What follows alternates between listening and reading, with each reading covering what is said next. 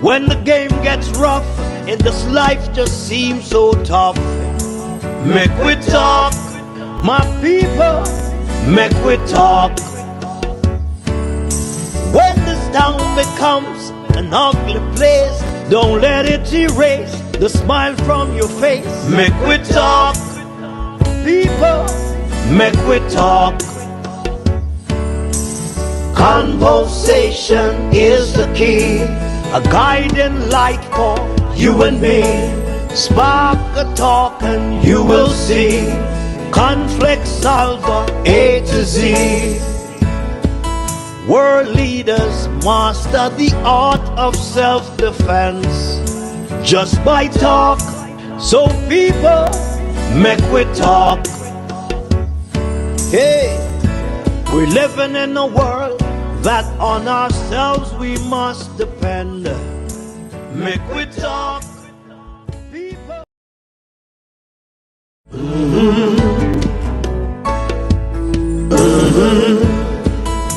When the game gets rough and this life just seems so tough, make we talk, my people, make we talk.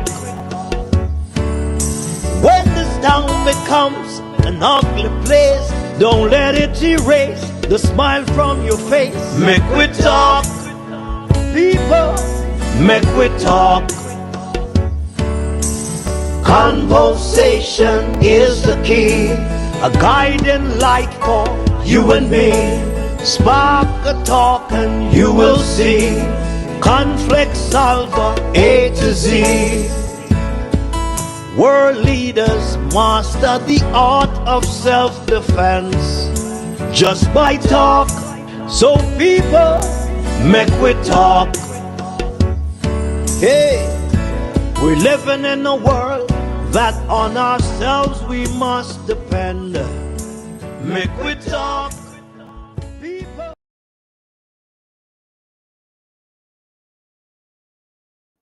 Good night, wherever you're listening, watching, or good evening rather, wherever you're listening, watching from around the world and the Eastern Caribbean. Welcome to a special edition of the Make We Talk program. We're going to start a little bit early this evening.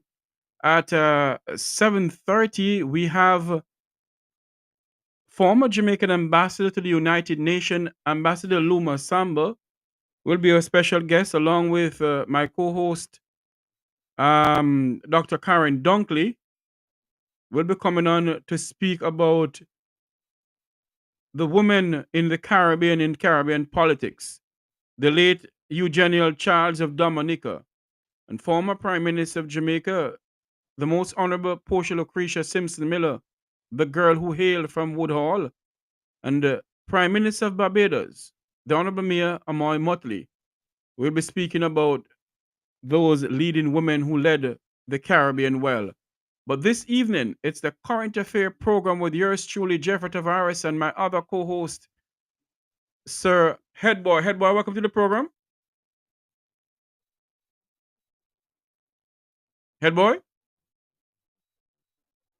Headboy, welcome to the program.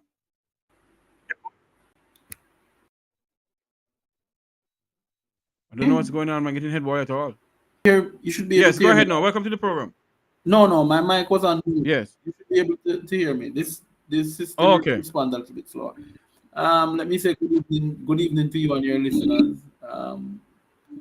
Good evening, and good evening to your co-hosts. Miss Dunkley will join you for a celebration of the women's thing. Just wanted to point out that there was one more female prime minister that for some reason we keep on overlooking in the Caribbean. My goodly prime minister from former prime minister of Trinidad, Kamala Persad-Bissesa. Yes, that's true.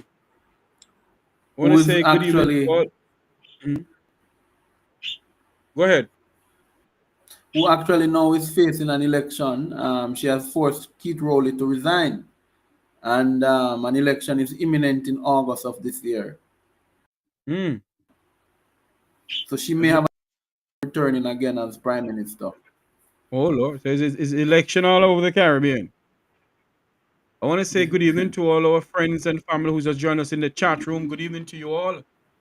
All of those who are just joining us, good evening, good evening, good evening. Wherever you are listening, and those on TikTok, good evening to you all. Welcome to the Make We Talk program. Head boy, tonight, this evening, we're going to speak about what is going on in Jamaican politics. Last night we heard the opening of a constituency office in St. Elizabeth with Mayor Scott.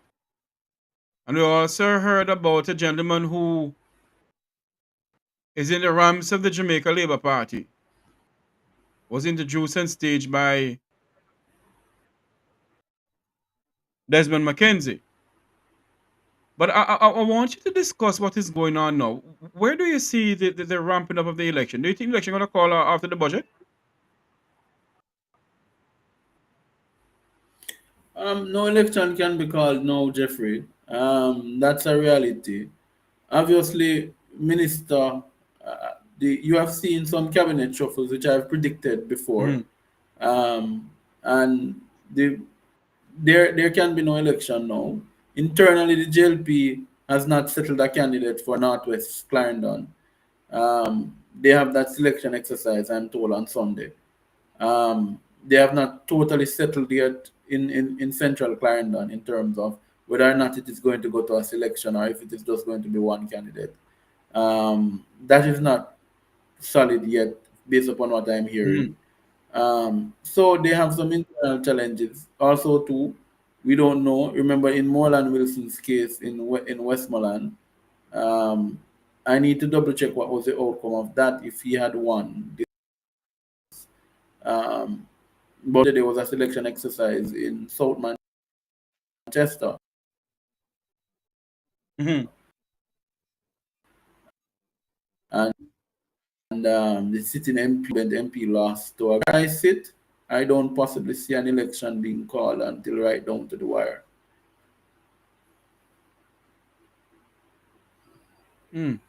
So you don't think an election will call it immediately after the budget?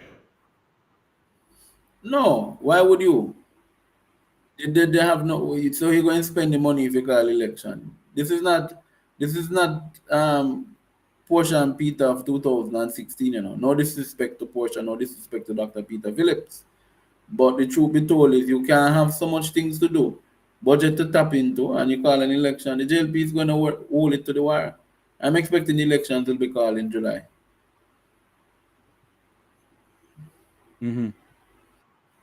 I may be going to head boy, I want the polls after Grand Gala. So you're saying after the independence we go to the polls? Well, I'm saying the Is what you're elections saying? can be called in July, and it was. Yeah, we'll go after Grand Gala to the polls, meaning we will be voting after that week, based upon my timeline that I'm looking at. Well, let's see. They're going to use Go ahead. They're going to use the euphoria of the Grand Gala, right? So just see with me. If they call election, if the election is announced in July, anytime in July, because they can't go into back to school as well, so they can't go too deep into that time. So the election obviously has to be called in July, and if it is called in July, my thing tells me you must have what 7 to 14 clear days for nomination, and so 7 to 10 days, sorry, clear, and then you must have 14 to 21. If you add up those clear days, it only involves Monday. It only involves Monday to Friday, not weekends. Yeah. And if you follow that pattern, you will get somewhere around the second week of August, somewhere between the 12th and the 14th. Okay.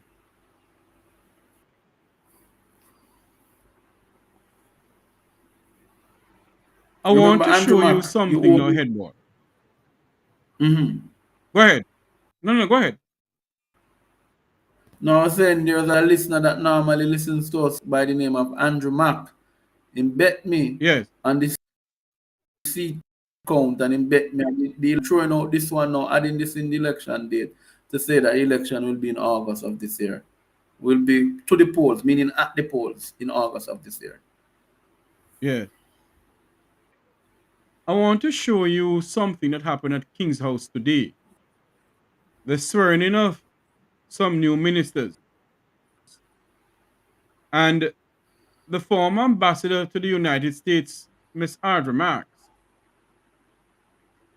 is one of those people who was sworn in as a minister.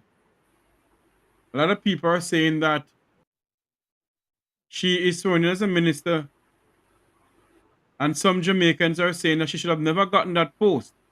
But let us watch it and I get your views on the other side of the program. What on earth is this, Father God? I can't see anything now. Are you seeing me? Head boy, are you seeing me?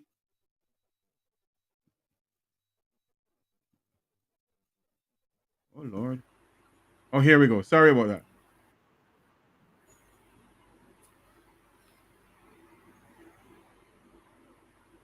Let's see if we can get this to play. And 25, and the third year of the reign of His Majesty King Charles III.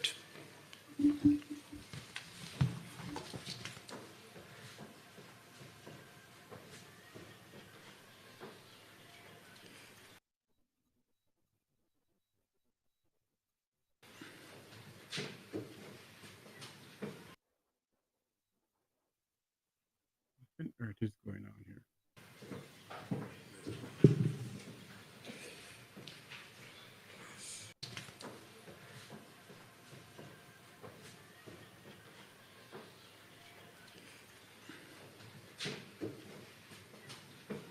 As Ambassador Audra Marks getting her sworn in. Swearing in.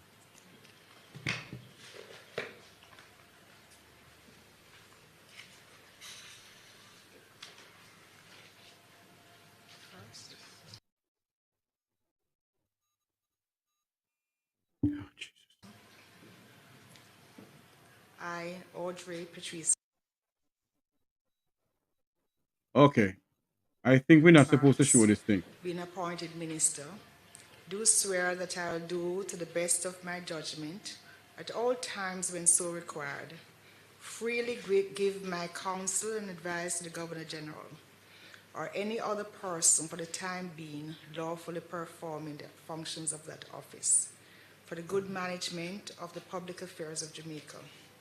And I do further swear that I will not on any account, at any time whatsoever, disclose the counsel, advice, opinion, or vote of any particular minister or parliamentary secretary, and that I will not, except with the authority of the Cabinet, and to such extent as may be required for the good management of the affairs of Jamaica, directly or indirectly reveal the business or proceedings of the Cabinet, of the nature or contents of any documents communicated to me as minister, or any other matter Or any coming other to my matter. knowledge in my capacity as such, and that in all things I'll be a true and faithful minister. So help me God. I, Audrey Patrice Marks,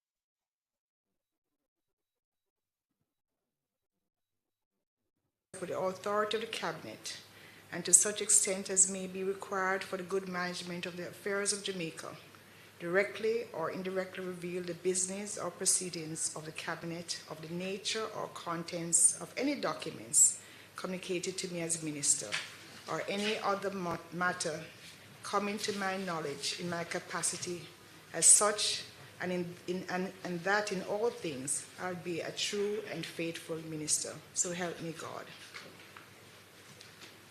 I, Audrey Patrice Marks, do swear that I'll be faithful and bear true allegiance to Jamaica, and that I will uphold and defend the Constitution and the laws of Jamaica, and that I will conscientiously and impartially discharge my responsibilities to the people of Jamaica. So help me God.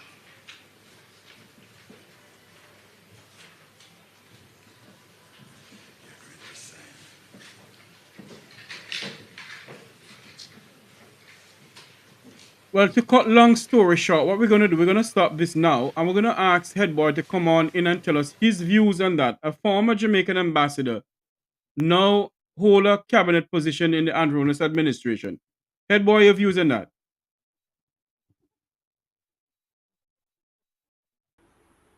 Well, Jeffrey, you can see the timing of her being called back to Jamaica. What is quite surprising about her call is that she would have spanned, remember, she would have spanned two administrations. She would have spanned President Biden, she would have spanned President Trump when he was there. So one would believe, And President Obama? and no, she didn't inherit President Obama. Yes? Oh yes, the last Yeah, half man. of President Obama. Yes, the last half, President Obama, yes. the last when she was appointed when the JLP won. Yes, just a couple months of him. Right. But I want to say it is surprising that the JLP is bringing her back to run a ministry, because one would have felt that the level of experience that she has in Washington, that at this time you would have needed that experience in Washington. And so one wonders what is the experience in bringing her back. No, there is a school of thought that she had developed a very good working relationship with former Vice President Kamala Harris. Yes? And it could be that she's been brought back because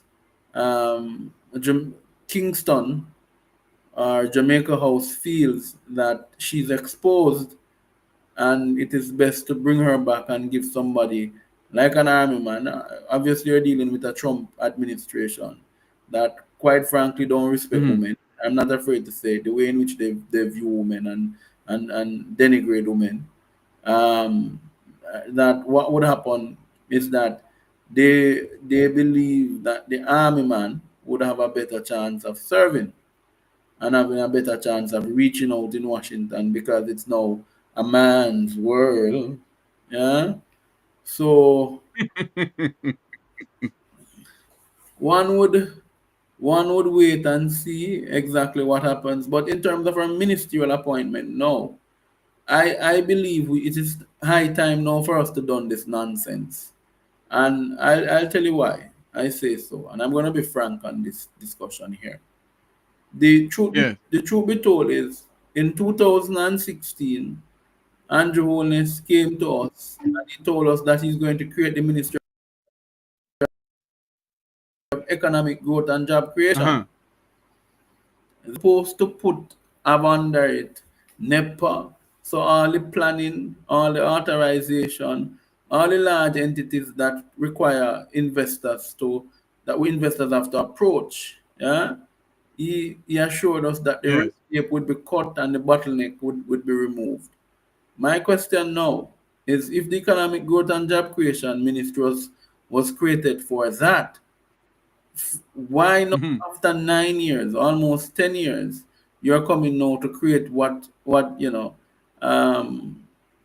to create a mirror of what the Americans call the Department of Government Efficiency. So are you saying that all along for those 9 years the government has not been efficient? And that's a very good question. And why would you create something like that as if you're imitating the American government? But not only that, the bigger point is you have had something that has been doing that.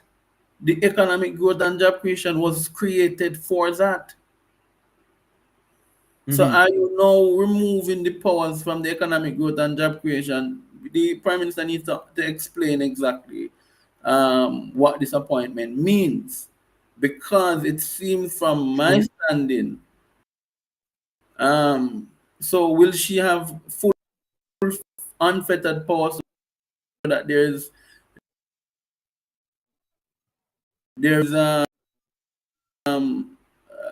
efficiency can you drive in less than 6 months? You must understand that constitutionally we are due an election within the next 6 months. And less than 6 months, to be honest. Yes? So what when you measure growth, when you look at growth, right? What can be achieved? What can Miss Marks, and no disrespect to Miss Marks, who, by the way, is a Saint Marian, right? A proud daughter of the soil of Saint Mary. No disrespect to her, but what can be achieved in 6 months that was not achieved in 9 years? That's a very good question. Are we gonna see a lot of people being fired and laid off like what happened in the United States, head boy, under this new ministry? Well, let's delve down into what their responsibilities are.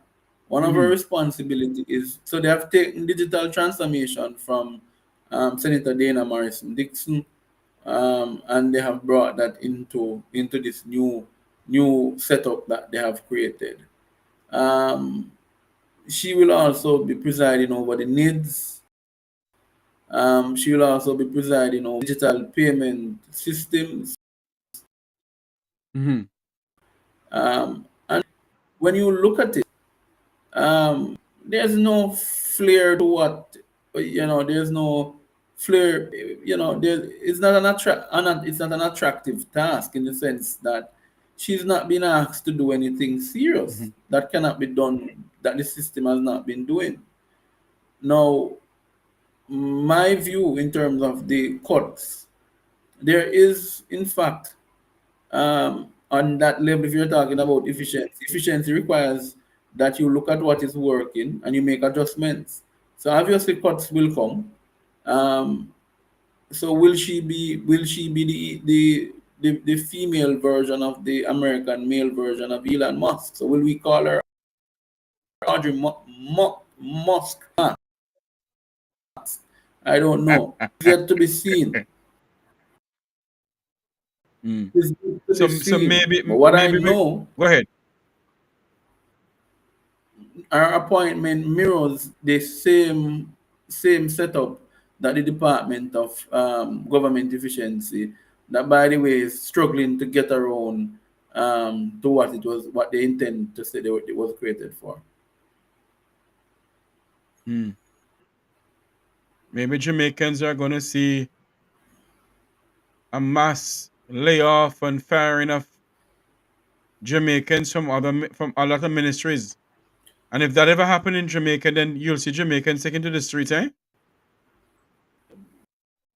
The truth be told is no government with public sector workers during an election year. So it might not come now. This might be an indicator of the election. During an election. Wow. Yeah? Because I remember that person have a cousin, and that cousin have a cousin, and a mother and a father and a sister. And it has dire effects of what you do during a general election, a pending general election. But And most decisions. one would Go ahead. say also, head boy, that the Prime Minister have a heavy cabinet now. No, that's not a cabinet. That's a break front, a whatnot. Huh? a big old whatnot. You know them first time whatnot that when you go a country, you see your granny have, and she have her precious only when certain individuals come home, them get the cracker then come out. Right? That is how this cabinet that is how this cabinet has actually been operating, because it's a big whatnot. To be honest, the Prime Minister has in his ministry over 4 ministers. So you know what? He now has odd Sorry, go ahead. marks. He had. Oh, somebody says my audio is jumping in and out. Okay, so I hope they can I'm hear me listening now. to it. Can I'm you hear me? listening to you. You go ahead. I'm listening to you right now. Right. It's much So better. I'm listening to you. Go ahead. I'm suggesting that what will happen now. He has 3 minutes. He has Minister Samuda. He has with him Minister what's his name from North Central Clarendon, Nestor Morgan, yeah, and he now has Minister Marks and himself as minister. So there's a ministry. So really, the prime minister has 3 ministers under him. So in other words, he's just creating ministers. He's going along. Well, I said I've always from the get-go. I said it from the get-go. I've always said, that we should not have had a scenario or a situation where the prime minister is laden with so much ministries. I could understand the NHT being over by most prime ministers would want NHT under them. That's how it typically goes. But I can tell you that what I know is that the economic growth and job creation has not fulfilled its function. And it's clear by the fact that they have brought back Audrey Marks, Ambassador Marks, my apologies. And she is now trying to beat a dead ass for lack of better word. Because if 9 years it has not been achieved, what is going to give us that guarantee that you appoint her? Remember that she's being paid by taxpayers. Yeah, Exactly. You appoint her as a minister. She's going to have a vehicle assigned to her. She's going to have all the resources of state assigned to her to achieve a task that to me seems impossible. Because in 6 months, what in 6 months that was not done in 9 months? And I think it's a waste of the taxpayers' money government too. can answer that question. And Marlon Morgan, yes, for me, I think too it also speaks bad of the Jamaica Labour Party's in-house, meaning their pickings. So you are telling me you have 49 MPs on the JLP side. About 16 of them sits in the cabinet now, or 18 if I'm not certain. You have a large whatnot. Huh? You are telling me from within that set of pool that's in the house in backbencher, you can't find somebody to make that's What already about Karren and Morrison? Karren Morrison. Yes. Some there in some parts of the Caribbean that they talk about all mob them is just so frat and no mob, right? We talk about all flash and no substance. Yeah? Karren Morrison has been one of those disappointments for me because when she came out first, I was quite impressed with her. But since she has become a member of parliament, her demeanor has been just to defend the government. She has not brought any idea. I've not seen her brought a private member's motion. The rigors that I used to get from her in the Senate, I'm not seeing it in the House. Yeah? So I don't know. Well, I think maybe they have clap her wing. Oh, well, she did sufficient to clap her wing because she sat on the board that approved the $230 million that went into SSL.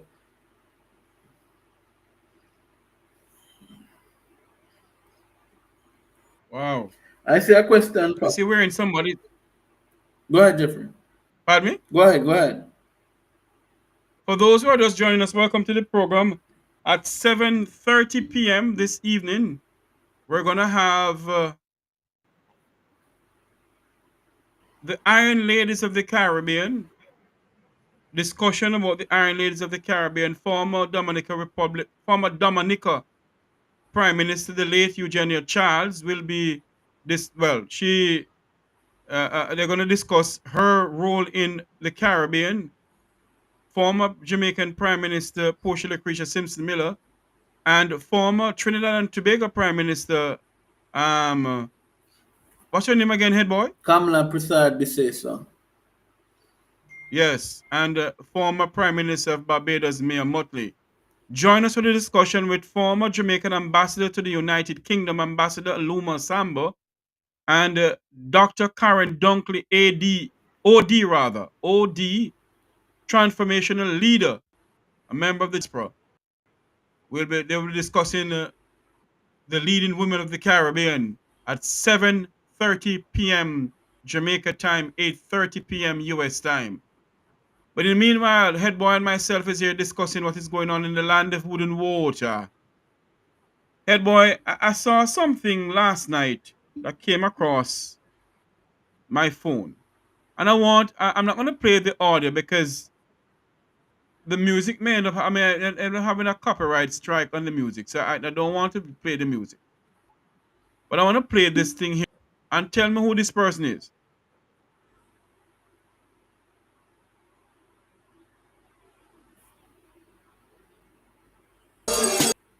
Show a labor right.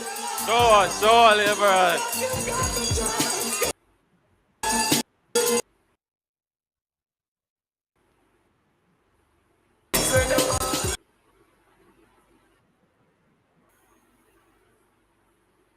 Mr. Mackenzie, Speaker of the House, Mrs. Holness, ladies and senators, to my family and my friends and people of the constituency. Unity, shows of love, labor rights. I feel honored to be here tonight to accept the responsibility given to me by the Jamaica Labour Party to serve you, the people of Southeastern St. Andrew. I've traveled several places around the world and I'd never lived nowhere else but Jamaica, because to me, Jamaica is one of the nicest places on earth. Oh, Lord.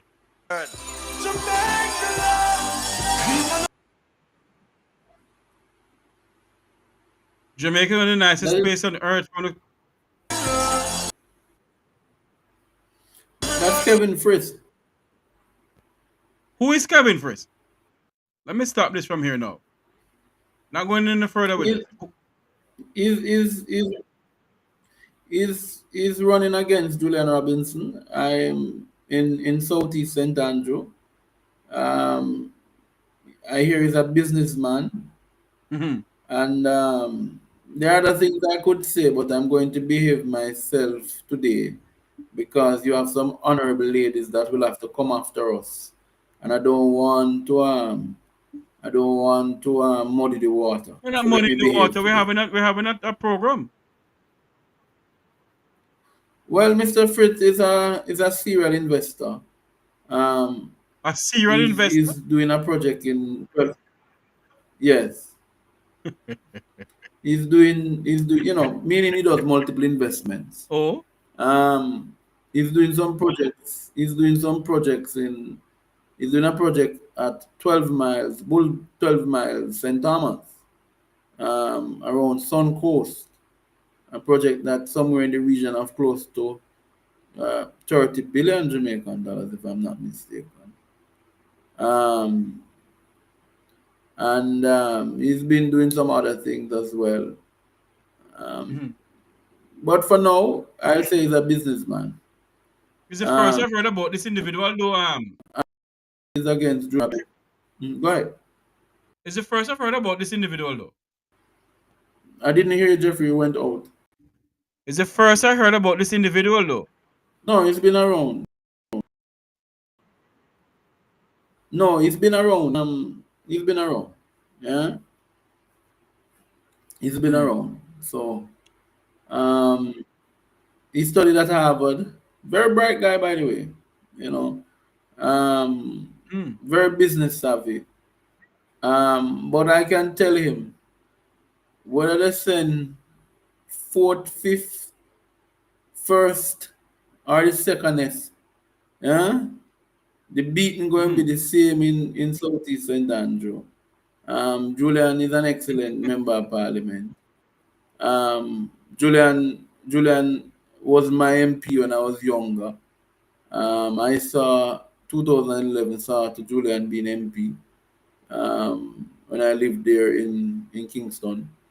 So I have the greatest regard for Julian. He's a very approachable guy. I don't know much about Mr. Firth. I don't know him like that, so I can't comment. But what I'll say is the voter pattern in Southeast St. Andrew has told me that whether Mr. Firth or Froth or whatever want come, the same. Remember now you have Julian as the Minister of Finance in the new administration, and you have the mayor coming from that same constituency as well. it's gonna be an uphill task. I just believe the JLP wants to say they're pinning down Julian Robinson his seat, but it has never happened. They have tried for the last. Julian is now a third term MP, you know. Yes. Wow. So Third hopefully, term, and he has done quite a lot. so hopefully Julian will go back in. But as I said before, I'm not aware of this individual, and it's the first I'm hearing about this person. The first time I heard about him, it was alleged that he was involved in some business transaction with Melissa Silvera, the late Melissa Silvera. But I'll leave it there for now. Then head boy, if this person is just coming into politics, I wonder what is the connection between this person and the leadership of the Jamaica Labour Party. He's a close friend of the Speaker of the House. Very close friend. Oh Lord. A very close friend. Oh Lord. So that means they'll do anything for this person to win the seat in Julian's constituency. They let me tell you something. They could move up Park Camp, move the National Stadium. All the schools in Julian constituency, right? They could even dig. The results will still be the same. Julian Robinson will win that seat.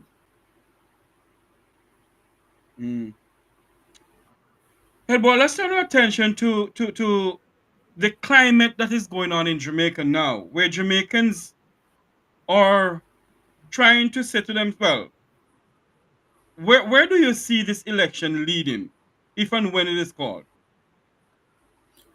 Well, first, let me respond in this way. I heard a clip from the Manufacturers Association president, Mr. Azan. Yeah? Yes. And Mr. Azan has said that currently businesses in Jamaica are suffering. It's been the worst he has seen it in 30 years. It's not me, say so, you know. It's Mr. Omar Azan says so. Right? And he's not too impressed with what is happening. He's saying that the businesses need, they need a lifeline. And they're not finding that lifeline. Sales were down. December, he said, was the worst December. For some people, thank God for cartel, because cartel saved the December economy. That the spending power would have look forward to in December. Now, in terms of to connect the dots, so the average Jamaican is suffering, and let's make no two ways about it. In the World Bank survey, says about 57% of Jamaicans are going to their bed, are actually can't eat a proper meal. That's what it says. It's not me say so.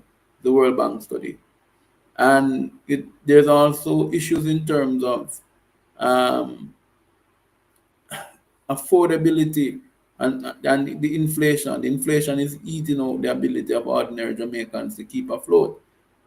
So this government has done, and one thing with me, I give credit where credit is due. They have done the macroeconomics, and for our ordinary listeners, the macro speaks to governmental economics, how they manage economy from a government point of view. They have done fairly well with the macroeconomic side of things.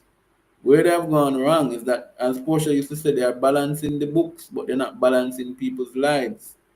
So the policies, they are not translating into a better standard of living for the ordinary Jamaican person. And what is happening now, or the ordinary Jamaican, and what is happening now, you see, they are going to have a situation where that is coming back to them.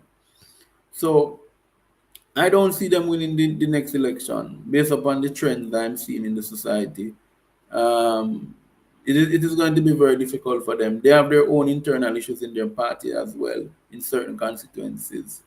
From my prediction, I'll predict that the People's National Party will be able to take this election.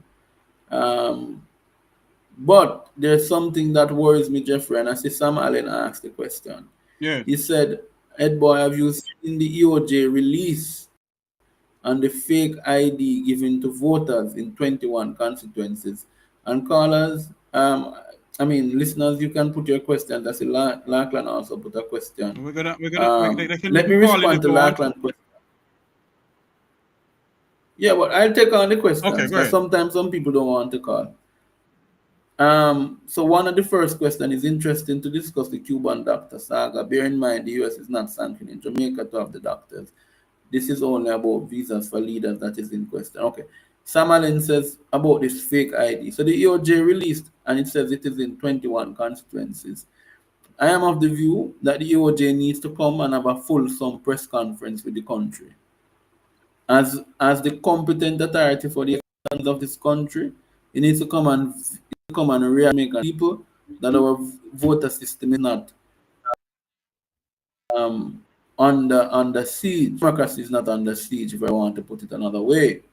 Because the reality of the situation is, Jeffrey, that you cannot have an electoral body uncovering in 21 constituencies. The question is saying, and this fake ID, and the country is unable to say how this fake ID looks.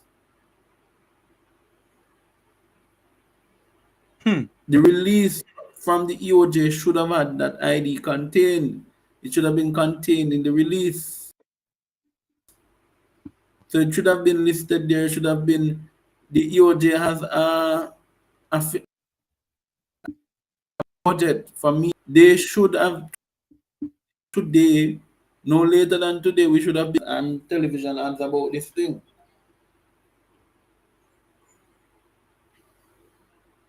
And it is very sad that Glasswell Brown, who is the head of the EOJ, as you said before, hasn't have a press conference about it. Not even, you not even hear the Minister of Information say anything about it. And that's sad. Hey, boy. I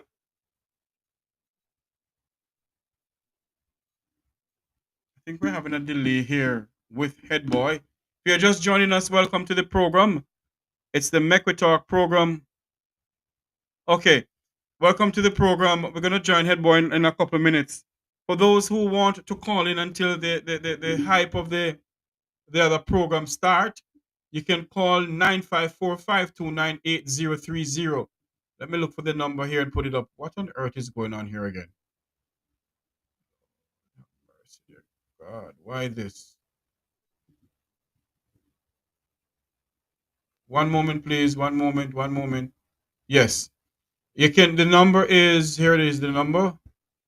Running across the screen there, 954-529-8030. You can call in with your questions.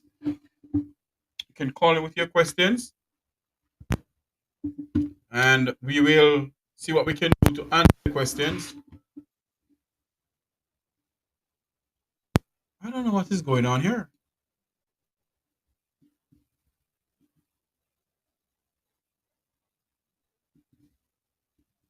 Yes, you can call in with your questions, and we do what we can do. What we can do, or endeavor best to answer the questions. 954-529-8030. That's the number to call in to the program. What you think about the EOJ? Is there some shenanigan going on with the EOJ for the upcoming general election? That's what we're going to ask tonight. Is there some shenanigan going on? Right, Jeffrey. I'm sorry about that. Go ahead. But the truth be told is, I'm saying, and I'm also putting some responsibility on the People's National Party. And me not care who want vex with me. I don't know me stay already. I could give one about it. Yeah. And that's not a curse word, my friend. I just don't want to say what I was going to say. The truth be told is the Dayton Campbell said he discovered this issue, or he uncovered the fake ID issue and reported it to the EOJ and forced and asked them to issue a release. But a release is not sufficient. A release is not sufficient. It requires a fulsome investigation, and it also requires for a publication of which constituencies these were detected in. And it requires that higher scrutiny be given to those constituencies as well. Yes. A different engagement of the election workers we are going to have in there. There will have to be different training tactics to deal with some of these issues as well. And I'm not referring from the party perspective, I'm referring from the EOJ perspective. Yes? Mm-hmm. You have to use the black book. The party now, from a party perspective, I'm encouraging the PNP that they should use the black book. What is that black book, head boy, may I ask? Okay, so the black book is, so each PD or polling division, right? It contains, the black book is a large book that contains the details, the particulars of the voters in that PD. So you'll have their ID, meaning a picture of them, who they are, their mother and father's, their family information. You'll have something like demographics, where they live, if they live near Miss Mary's shop, or them houses a white house with zinc, but it contains some more detailed information. So when the EOJ ask you a question, they can then so if you leave your ID and don't go to the black book, they will ask you questions from the black book so that you can vote. So I'm saying in this instance, should be in play, right? The black book scenario should be in play, because the issues with this is that you can go around the black book, because you can have an ID, but if your information is not in the black, if you can't tell the information in the black book, then obviously, if you can't tell your mother maiden name, right? If you can't tell your father, if you can't tell your father middle name, if you know him middle name, if you had put it on the form, then something would be wrong. So that is a check and balance. It's a check and balance scenario. Somebody was saying in the chat room, maybe it's a fake news that the EOJ is saying XQYZ. I don't think it's fake news, because all the mainstream media houses carrying it in Jamaica. No, but it was reported by the People's National Party. The IDs were seen in events and it was reported. How is it that the EOJ? How is it that the EOJ hasn't said anything about it? They have said something about it in the press release, Jeffrey, but I'm saying the press release needs to go further than that. The press release needs to show us the evidence, show the country what all these IDs look and which consequences they are at play. So you see where I was coming from when I made that point? Yes. So the press release is not sufficient, because what the press release says, it just barely speaks about that they have uncovered this, but we don't know how the IDs look like. Hold on for me, I have a call. What is there? And by the way, go ahead. Good night. Welcome to the Electoral program. You're live. My question, my thing is this now. One of the biggest travesties that when the president put the EOJ in his office, in the office of the Prime Minister. That is one.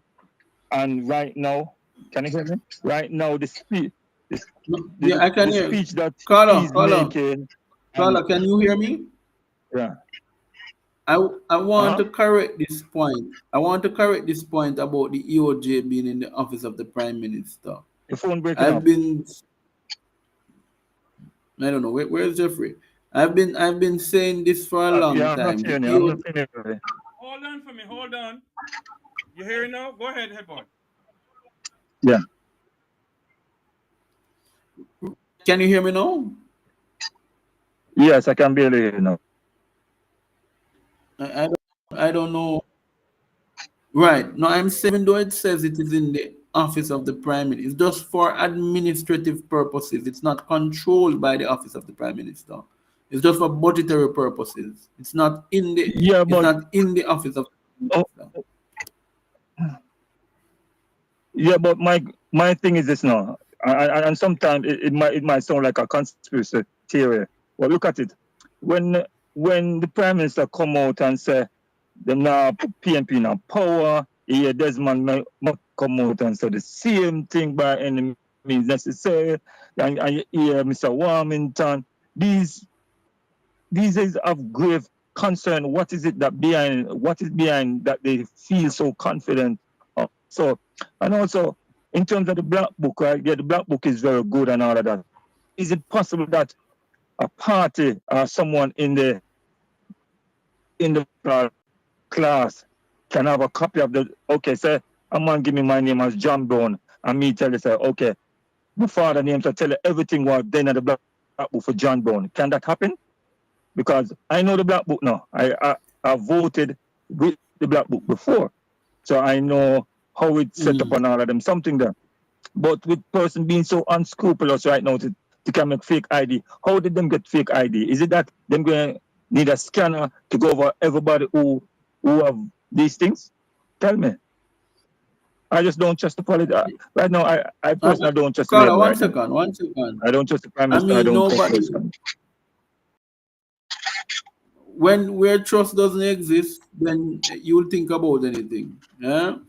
But what I'm saying, I'm with you. I understand where you're coming from, but I will repeat that the system is in Jamaica where both of the parties are a part of the EOJ, meaning they have commissioners sitting there.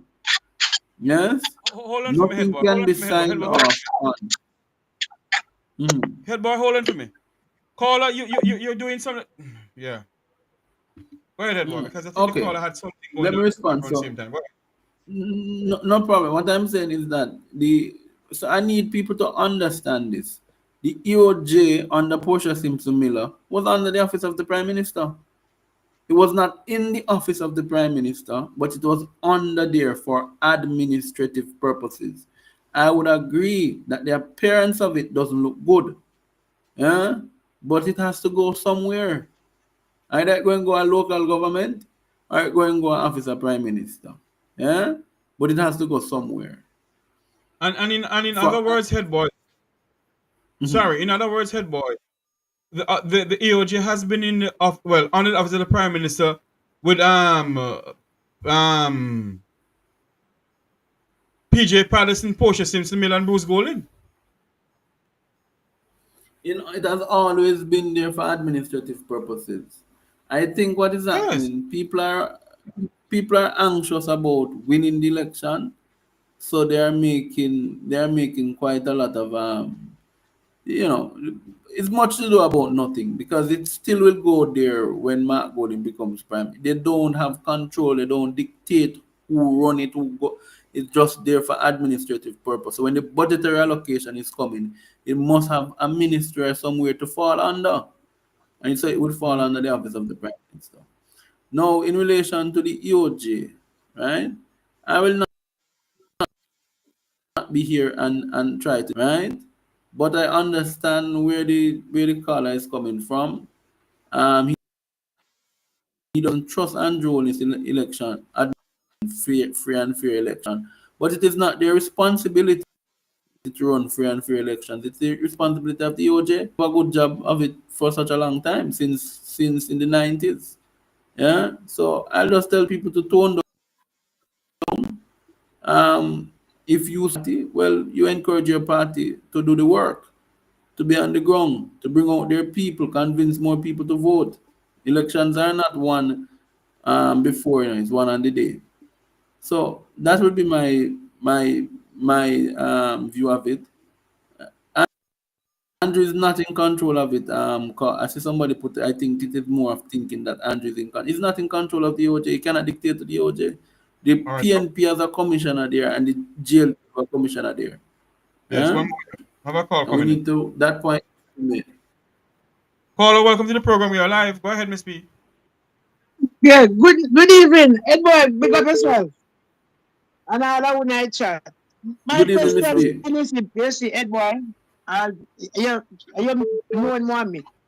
Is Jamaica and Jamaicans are allowed and irrelevant authority allowed the election to be run without those personnel where in the parliament where assume say them integrity commissioner investigate them? I think the question she want to ask, head boy, if the people who No, I know the question. Okay, go ahead. If they should be on the ballot, if they should be placed on the ballot. Yes. Yes. Head boy. Well, I'm a firm believer that. You hearing me now? I'm a firm believer that. You see, until the Integrity Commission has published its report, we don't know who these 8 persons are. Me understand. So what is it that the Integrity Commission can come forward? No. Full time no. So can we, the people of this country, demand the Integrity Commission to come forward? No. I personally believe this is the time, this is the hour. It has come down to gravy. So when the pot come down to gravy, it need to season. I am with you. We should get an update. I am totally with you. I think it has been too long. It has taken far too long for us to have an update on this sensitive matter. Because I am with you. If those persons are under investigation for illicit enrichment, they should not be facing the poll. I'm with you. And I mean anybody. Yeah. All right. Okay. Thanks for calling in. All right. Okay. Take care. Good night. Welcome to our program. You're live. Hello, you're live. Go ahead. Good evening, Mr. Tobias. Good evening, sir.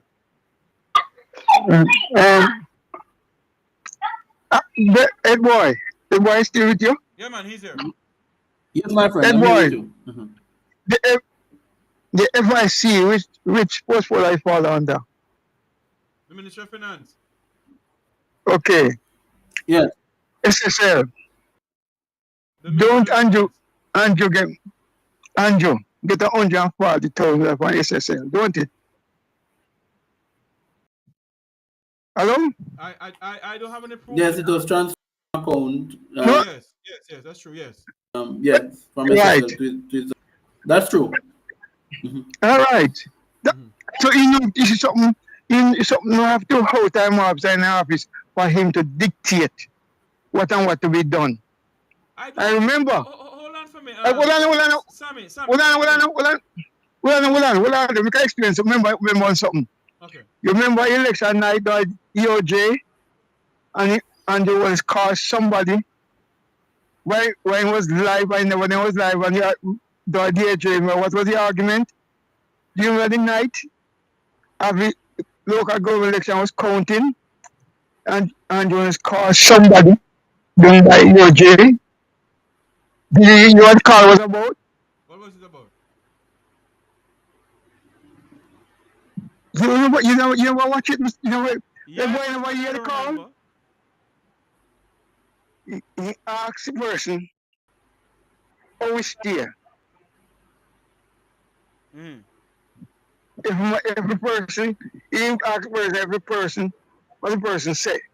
And when they find say it was on, then cut the call. You don't remember? I don't remember at all, sir. I have so many things on my head. Oh, I don't recall seeing it, but ask anybody now watch the broadcast I was watching the broadcast, but I don't remember that part at all. Okay. Well, that's why most Jamaican. No, but what I'm saying though, Sir Sam, is this: not because the FIC, I saw your name, answer to the Ministry of Finance. Yeah. It doesn't mean that he dictate to SSL what to do and what not to do. You know what is a dictator? Hold on, Sir Sam, hold on. If you have an account there, all right, it's put you have an account there, you can dictate to NCB Bank to move that money into another account. Isn't that so, head boy? Yes. Yeah, but all investigation from the IC don't show that him have any investment in SSL. None of the investigation with SSL carry out show that him have any investment there. So you're saying we need to go back. Hold on for me.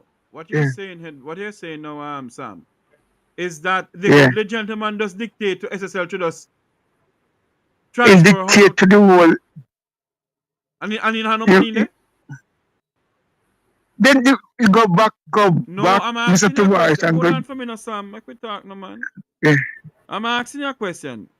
Is it that the goodly gentleman dictate to SSL? Say, look here, I need 150,000. Let's transfer that account for me. And I don't have an account there? Well, the investigation from the IC don't show that him have an investment there. Head boy, I'm getting a bit young. Remind me about this now.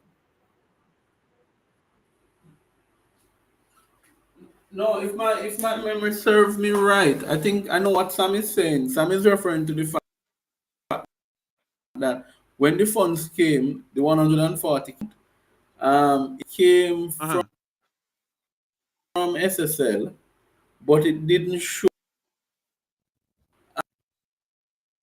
It came under ADMAT, Sam. It came under ADMAT. Yeah, and through the interview. Yeah, but there's nothing sure in that it's ADMAT invest to SSL. No, there was not. It was, and when he was asked, he said that he had what? Stocks. Yeah, you're correct. No, you're correct. You're correct. Right.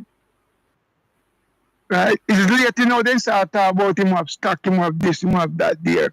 But if gentlemen, if that is the case, something not adding up here. You are the leader of a country. And you not call a financial institution. You don't have an account there, you don't have an investment there. Just to transfer money like that? That means that some shebang around going on somewhere. So, no, I say that to say, he can do the same thing to UJ. He can dictate to them same way. Sam, this is where I disagree. And I want people to stop. Let me tell you why I want people to stop it. Yeah. We may 1 second, my brother. When Portia in 2016, when the EOJ reached out to her and said, look here, madam, you have lost. There's nothing you can do. What Portia do? Portia accepted the election results and moved on. When what I'm saying, we have to speak of institutions like the EOJ. The same PNP they want to talk, hard to build and bring it to where it is. Right. Andrew Holness, let me say 1 second, Sam. Andrew Holness does not have the power that some of you are giving. He cannot dictate to the EOJ because they are commissioners from the PNP that have to sign off on it, and that's the point I've been trying to make. People need to understand the PNP sits on the EOJ. So listen to this. Hold on, Sam. Hold on, Tavares. I want to say something Hold on, Sam. Let me ask you this question. So you're saying to me now that over the years, Portia Simpson-Miller dictate to the EOJ over the years Percival James Noel Patterson dictate to the EOJ. Bruce Golding did the same thing. That's what you're trying to say to us? No, but no, I'm going to tell you something. Which one of those persons 28 account? No. We're talking about the EOJ. Mr. Tavares. Sam. When a man have a criminal intent. Sam. Yeah. Hold on a minute. Yeah. You said a while ago that he can, same when the individual dictate to SSL, he can dictate to the Electoral Commission of Jamaica or the Electoral Office of Jamaica. And I'm asking you the question, is it that the Prime Minister, former Prime Ministers of Jamaica, Portia Simpson-Miller, Bruce Golding, and Percival James Noel Patterson, is it that they had dictated to the EOJ? That's what they're trying to say to us? No, even we never hear anything like that. But we see in the local. What are Mr. Tavares? But the EOJ has always been under the Prime Minister, under the Office of the Prime Minister. All right, listen this. Those EOJ in 24 of June, they released something, saying something to the Prime Minister about change Portmore into a parish will be legal because you can have two constituents in one constituency in two parishes. And when they make the announcement, this year EOJ said they're going work to change up the PD. Let me ask you this question though, Sam. Yeah. In which modern democracy can you have a Prime Minister moving up boundaries and putting in parishes and get away with it? Only in Jamaica. You know why? Same Prime Minister who can dictate to EOJ to change whatever they want. Hold on, Sam. We need to stop this, Sam, and I ask you the question. Did Percival James Noel Patterson dictate to the EOJ about the election when he won it? Did he those people was gentle people, Mr. Those were gentle politicians. No. I am not taking up for this Prime Minister. But what we must understand is this. The EOJ, or the ECJ, whatever you want to call it, EOJ, have always been under the office of the Prime Minister. It's not and I say no. And I say something to you. Don't in June 24 the OJ sent a letter to the Prime Minister. That's illegal. In what year?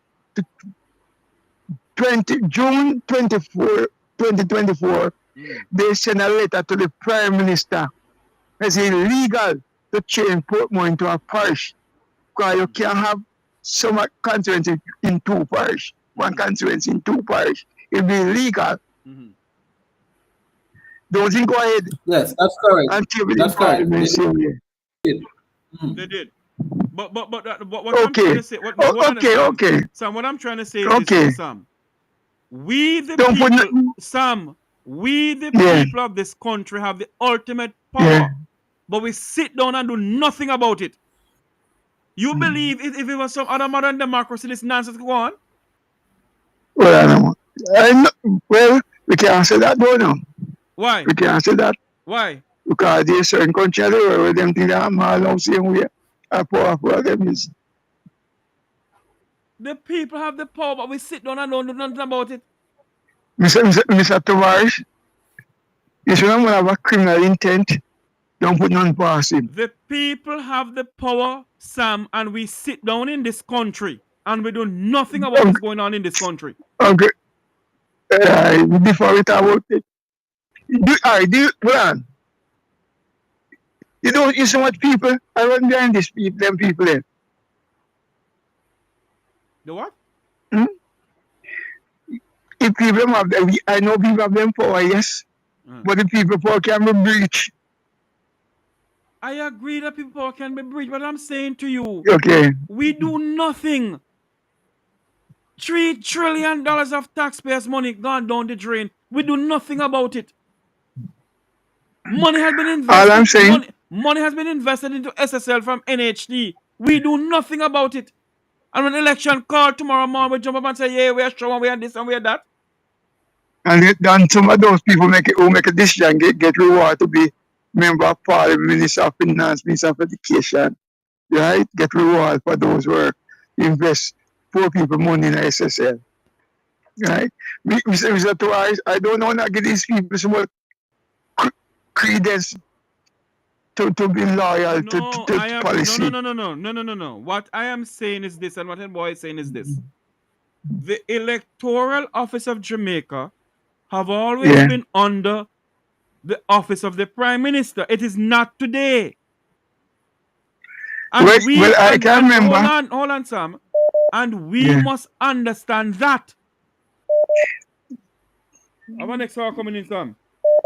All right, so take care. Mark my word. All right. Thanks much. Yeah. Good night, Chris. How you doing? Welcome to the program. You're live. Hey, Jeffrey. How you doing? Dead boy. I'm good, man. Go ahead.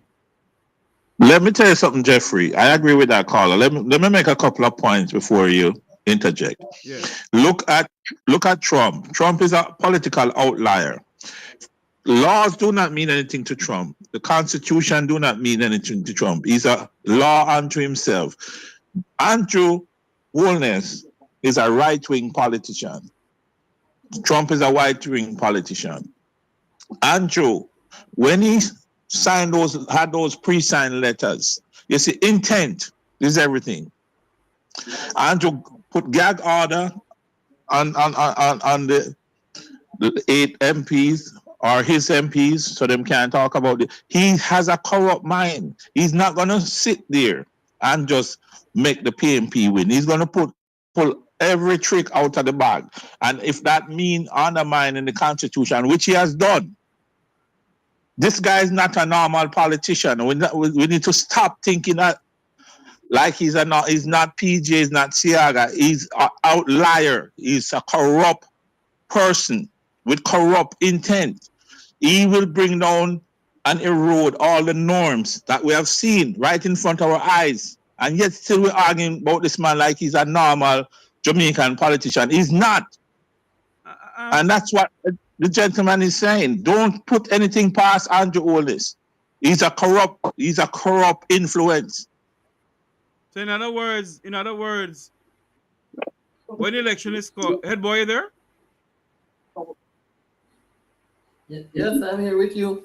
So in other words, I'm here with you. What we must think that come election night, we must look for anything then.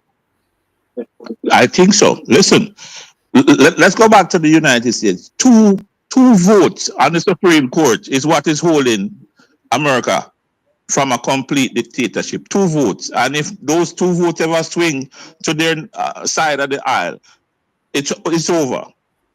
This country that we're sitting in today is being held together by 2 votes, by the courts. Mm-hmm. So you have these people that come in, and they come in once in a couple of decades. They're not normal people. They are charismatic.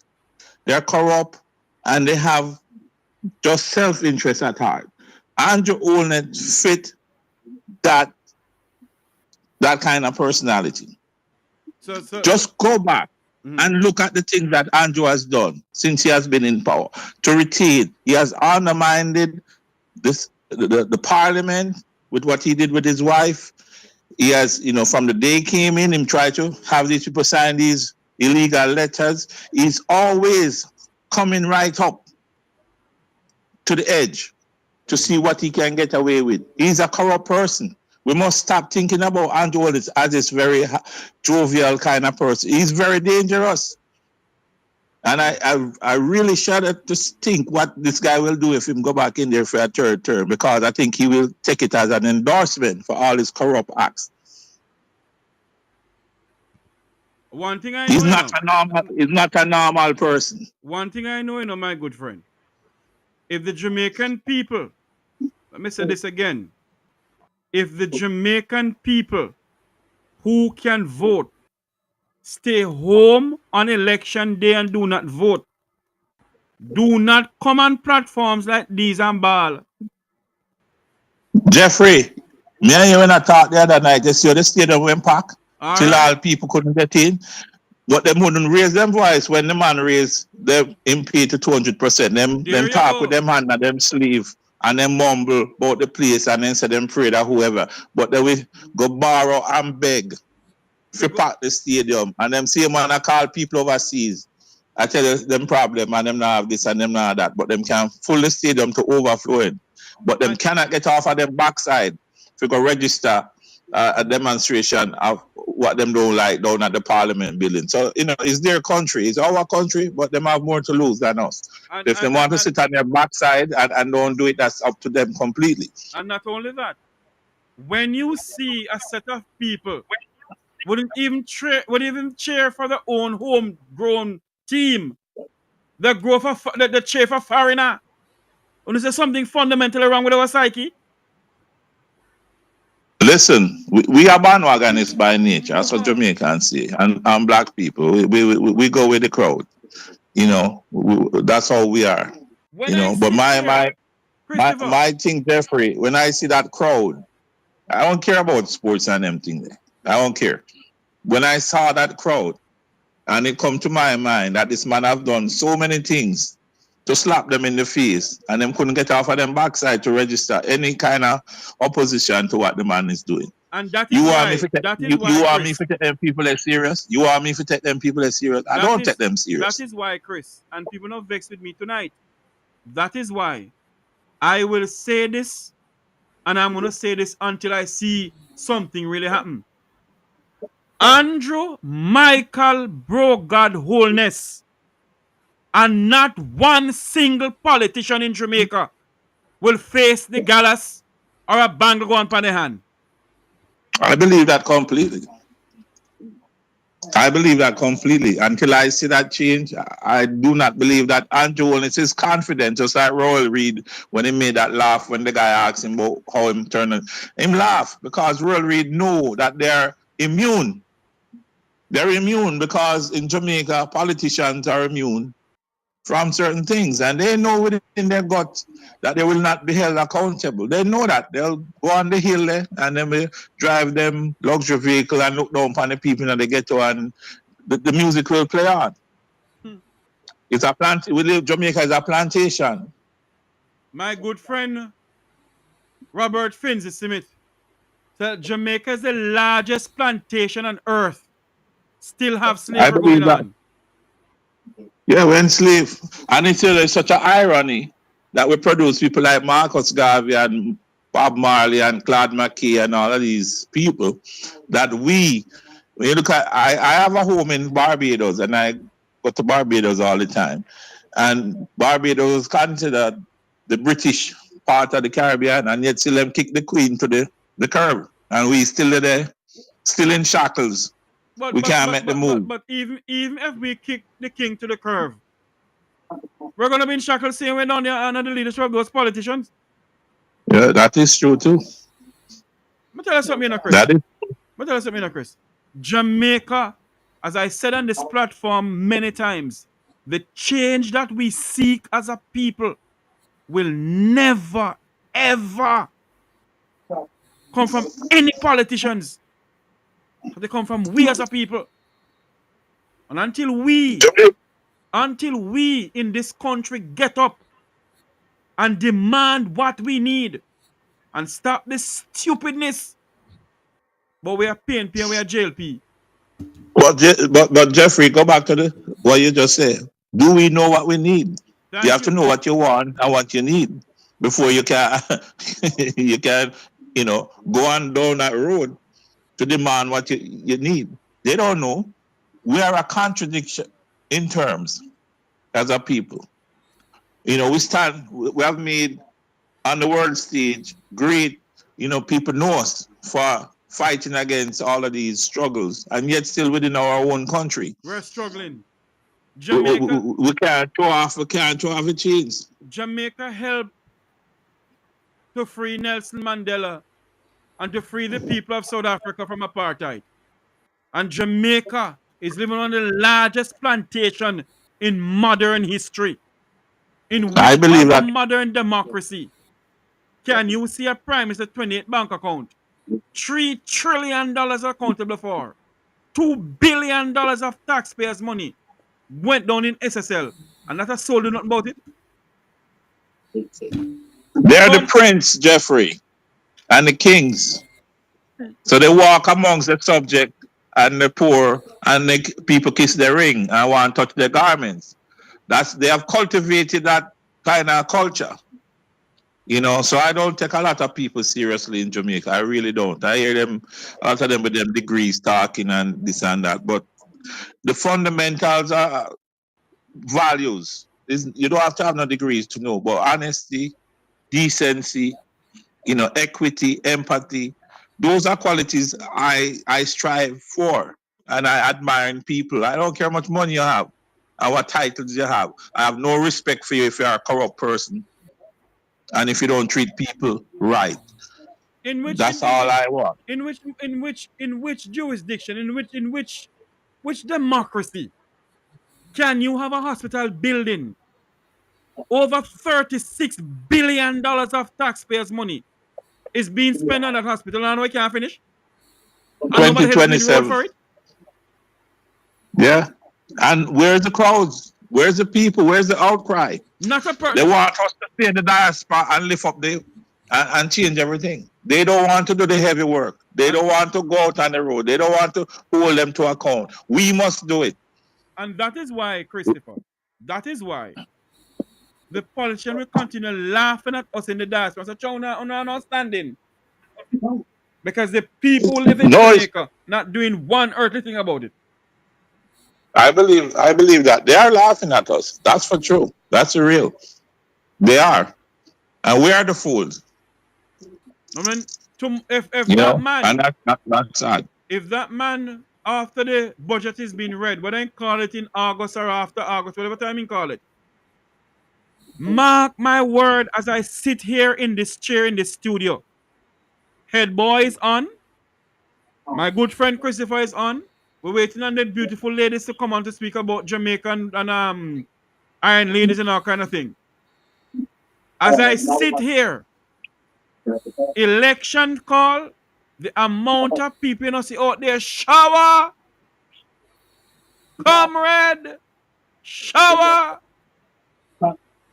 But are we, when the time comes, are we going to go out there and vote? All of us who's going to vote up and down, are we going to go out there and vote? Are we going to go out there and vote for a better Jamaica?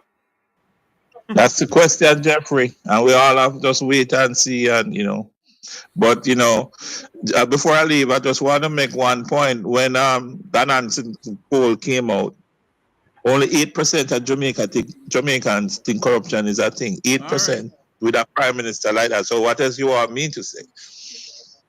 If only 8% of the citizens of a country can look at the prime minister like Andrew Holness and just the whole political thing and say that corruption is not a problem, because if only 8% is saying it, then 92% saying it's not a problem.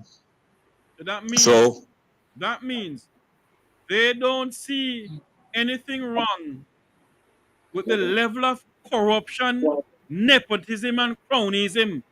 And when the People's National Party sit by and listen to Marlon Morgan spew his mouth with some utter rubbish, and they do nothing about it.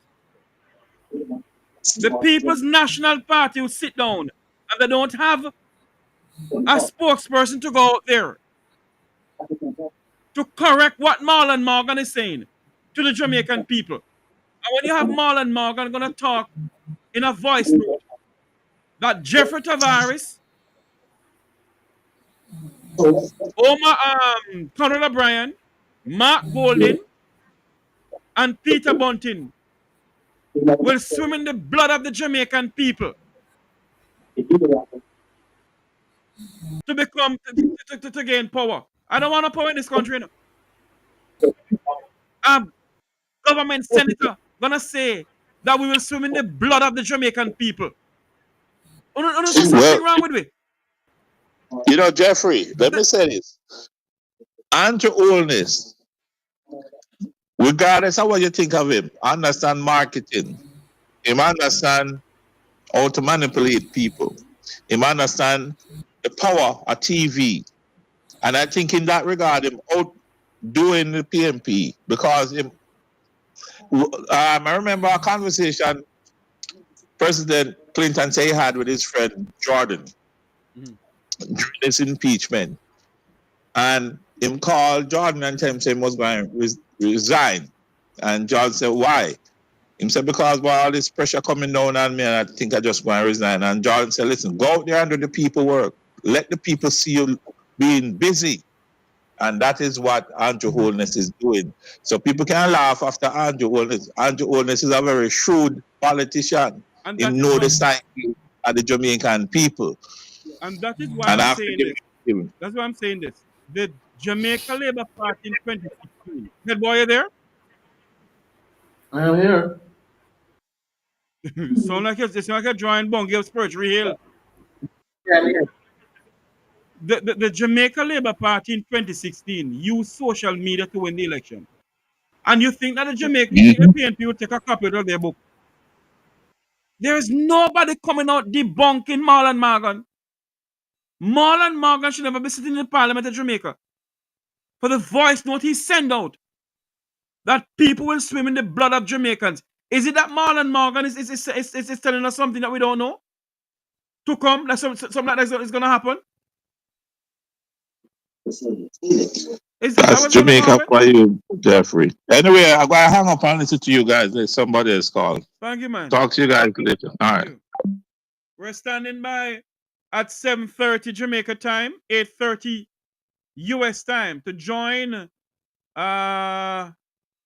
the leading ladies of the Caribbean, former and present and late, the late Eugenia Charles, former Prime Minister Portia Simpson-Miller, current Prime Minister of Barbados, Mayor Motley.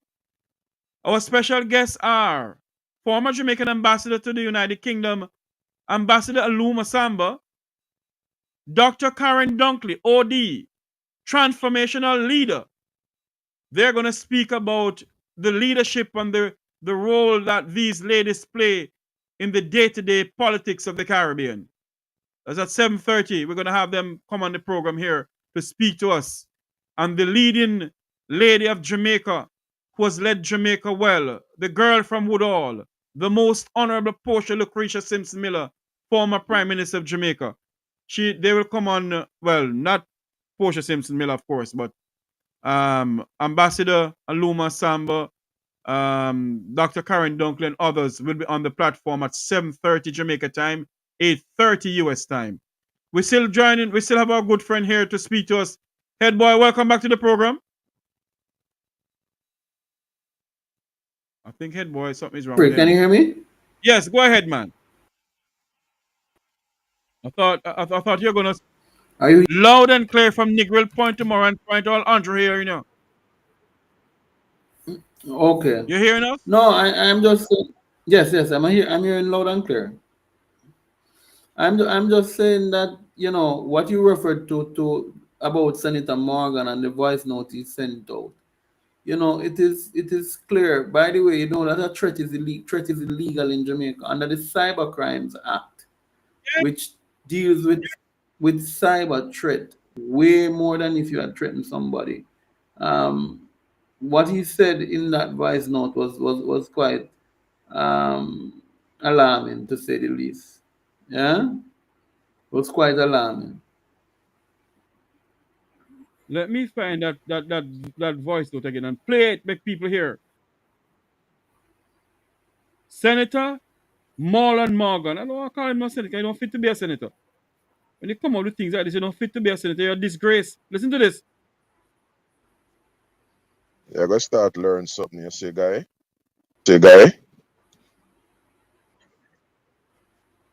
Guy?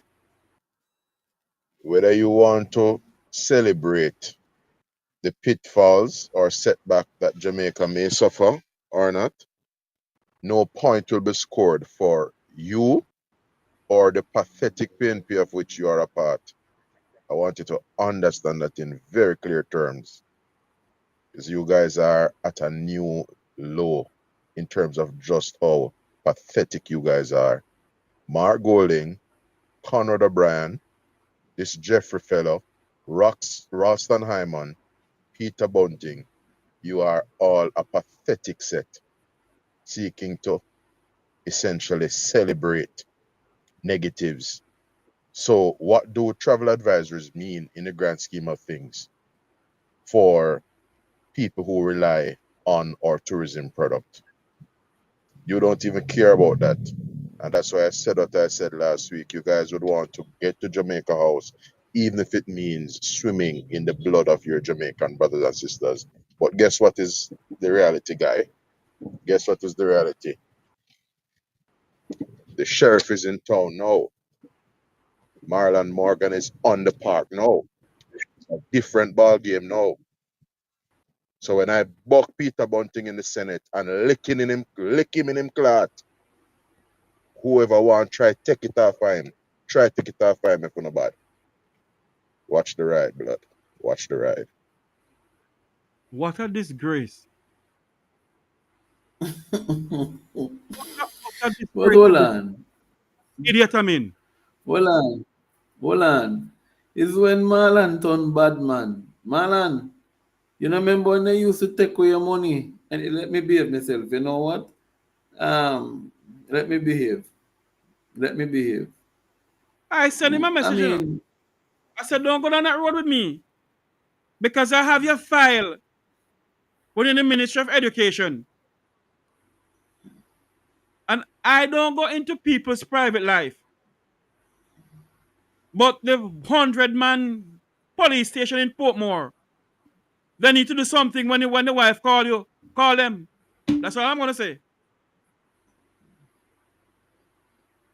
You're a disgrace to the Parliament of Jamaica. You know, Marlon is being Marlon. So the synonym, it seems like the new synonym with mad and crazy is Marlon Morgan. But don't study Marlon. Marlon is looking at attention. And he likes to hear himself, you know.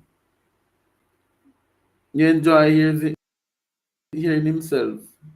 Because if he's going to refer about the PNP would want the country to swim in, they wouldn't mind in blood to get there. The CIA files are now out. The CIA has declassified files from 1980. But head boy. If anybody... Go ahead, if anybody what? Go ahead. If anybody wants to understand, Andrew Holness says that's what the PNP do, right? And that this generation must go research. Well, you don't have to go too far to research. They just declassify the files in what happened in the 1980s and who were involved in it. Both sides had their encounters, by the way. So I'm not going to sit here and pretend as if the PNP was innocent in the 1970s, 1980s either. But what the report is showing, it's showing that there was an orchestrated effort at the JLP to overthrow the government of the day. And weapons were involved. M16s were being handed out. And I have read the files. You send them to me, Jeffrey. I've read them. And not only that. It's a lot. Not only that, head boy. Some of those who are handing out M16 sit in the Parliament of Jamaica now. Some of those who are handing out guns sit in the Parliament of this country now. And that is why I keep on saying this to you all. That a despicable human being like Morgan Marlon should never sit in the Parliament of Jamaica. This country of ours gone to the lowest. All I say, Jeffrey, is you don't hear civil society come out and say nothing.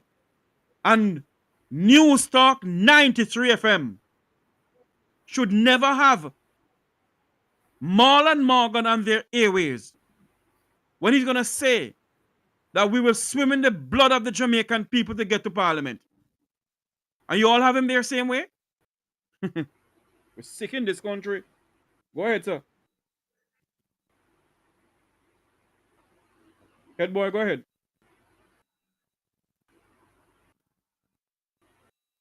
This nation of ours is gone. I am not going to allow Marlon to distract me. I am going to stay and I am asking what is the relevance of a ministry of mobilization, because that's what it was. Under Michael Manley, he gave DK Duncan the job mobilization. And this is what he's giving to Audrey Smith. Audrey Marks. He's giving her the Ministry of Mobilization. That's essentially what it is. But he had already created a mobilization through the Ministry of Economic Growth and Job Creation, which, by the way, has presided over the lowest economic growth in a long time in Jamaica. They promised 5 in 4. That's why economic growth and job creation was created, 5 in 4. Against the backdrop of the 5 in 4. Remember Mr. Lee Chin went to the launch of the new economic growth and job creation. Right. Vehicles were rebranded economic and job creation, and now we're seeing. But the truth be told is the scene that the JLP has not shown it demonstrates its ability to economy party through the budget debates have indicated to grow the economy. And Jeffrey is the first I see a budget being presented by the government, and people are not asking the government they're asking the opposition how they're going to finance a budget, as if the opposition is in government. But they have not asked the government how are you going to finance this budget, because there's going to be a supplementary budget coming. Anybody who wins the election, whether it's the PNP or the JLP, they will have to go to a supplementary budget. Yeah. These estimates will not stand, because the reason why it will not stand, Ralston Hyman has been saying it. There's a lot of a lot of things in the presentation of the new budget that is flawed. It doesn't take into effect what will happen with the negotiation with the workers. It don't take into effect that. It doesn't take into effect what will happen with the shock prices in all of the world now, with Venezuela, Guyana, and also the potential disruption of in the Black Sea, between the trading route. So there's a lot of issues that need taken into consideration. But let me say this without fear or favor. The truth be told is there's nothing the Jamaica Labour Party can do that is going to absolve them. There's no amount of Hail Marys that will absolve them of the 9 years of management of Jamaica. Their record is on display, but they're asking an opposition who has not been in government, you must tell us what you're going to do.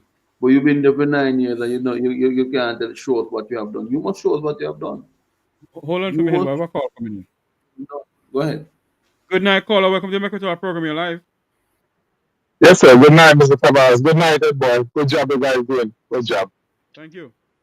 But yes, sir. I agree with the previous two callers. I think we underestimate the evilness and that the Prime Minister will go on with in the next election, And I think the PNP need to step up them game when the things so them realize what's about to come. This election is going to be, I think, one of the nastiest in our history. So I really believe so. You're saying that this election is going to be worse than 1980? Yes, sir. Yeah.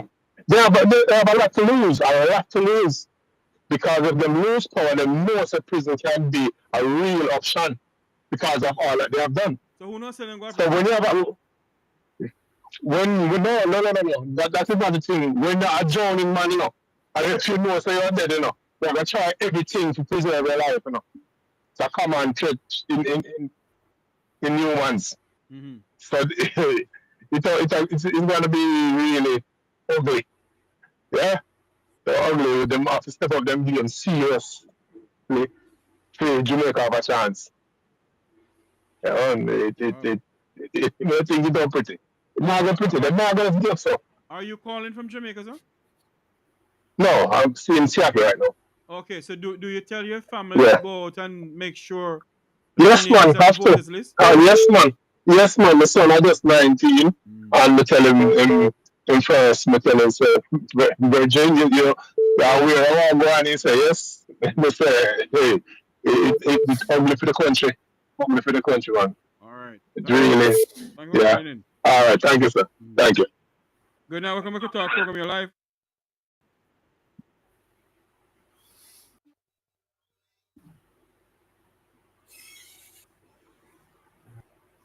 Welcome back to the program. We're here speaking about what is going on in our country, Jamaica. The numbers to call is 954-529-8030 at 7:30 Jamaica time, 8:30 US time. It's the leading ladies of the Caribbean discussion. The leading ladies of the Caribbean discussion. We're going to have that this evening. Head boy is still here with us? I am Jeffrey. Can you hear me? Yes, loud and clear. I want to say good evening to one of my producers in the chat room who continue keeping the chat room alive. Walking in Divine Purpose. Good evening to you, ma'am. Thank you for coming on. Good evening to all those who are watching us from around the world in the Eastern Caribbean. Welcome to the Make We Talk program. We're live on TikTok. We're live on TikTok, Facebook, YouTube, and we're not live on Jump Talk Vice Radio because there's something wrong with the feed. I don't know what's going on with that feed, but there's something wrong with it. So we're not live on it. But we're here doing our little best that we can do. The numbers to call is 954-529-8030. 954-529-8030. That's the numbers to call into the program. 954-529-8030. It's also a WhatsApp number. You can call in, also a WhatsApp number at 8:30 US time, 7:30 Jamaica time. We'll be having our special guest is former Jamaican ambassador to the United Kingdom, Ambassador Aloun Assamba, who's calling me on private number. Hello, good evening. Welcome to our program. Good evening. Good evening, ma'am. How can I help you? I just calling to let you know that this. You changing your voice. Won't you let you know? People, if you're not calling a private number, I can still see your number. So don't call in a private number, please. If you're calling a private number, I can still see your number. So don't bother think we can't see your number. There's capabilities now that we can see people's number. So if you call to threaten anybody, don't bother with it. Oh well, they could always threaten. That not frighten me because I see bigger dog than that bark and it's flea kill them, you know. There you go. But Jeffrey, I want to turn our attention to something in relation to this Cuban doctor thing before your guests arrive. Yes. Because the question was posed by a listener earlier on. What is the response of Jamaica to this Cuban Dr. Saga? Every leader so far from the Caribbean has given a response, excepting our Prime Minister and Foreign Affairs Minister. Saying, you heard what I said? Every leader. Yeah, man. Loud and clear. They including, yes. Well, let's be real. How comes he was able to take lead on the Haiti matter, but him can't take lead on this Cuban matter? You know why? Because no money no involved. No money is involved. There's nothing to get out of this, rather than standing for principle. But also remember, a lot of his close associates and friends, including the one from Portland, they rely heavily on the need to travel to the US. Yes. Their children live in the US. In some instances, their sweethearts live in the US. Oh, Yeah? yes. Oh, that's And so their hot. inability to travel to their inability to travel to the US will affect them. So it is obvious that Jamaica, and people are watching, everybody's asking what is the position of the Jamaican government. It reminds me of the same thing they did to Venezuela. Same way, sir. When Venezuela was down, they kicked Venezuela down. And I want to break this news here that right now the Venezuelan embassy in Jamaica is virtually on the verge of closing because they cannot.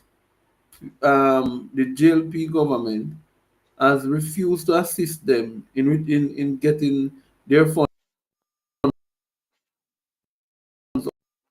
Head boy, we lose out you of there the a while ago. bank to You pay continue their what? staff, even their salary from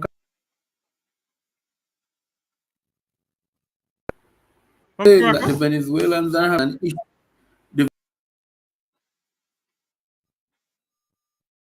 Head boy, I think there's some signal issue with your head boy. You're going in and out.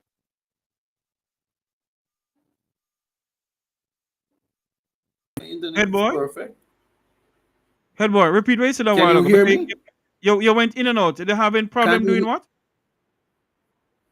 the Venezuelan workers from the Venezuelan embassy in Jamaica, they're having difficulties collecting their salaries because the banks have blocked them from collecting funds. Oh, Lord. Because the banks are saying they cannot accept monies from Caracas.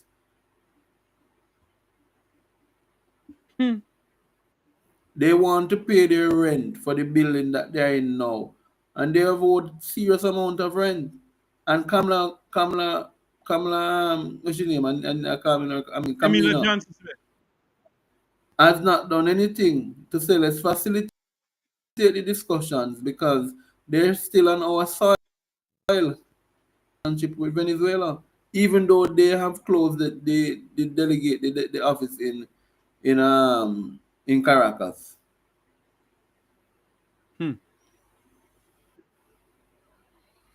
So we need to understand exactly. So the point I raise is that this has been the jail. They have no friends. Yes? They don't have they have is friends with benefits. Changes when the benefits come. Remember they took the lead on Haiti, because money was involved. Yes.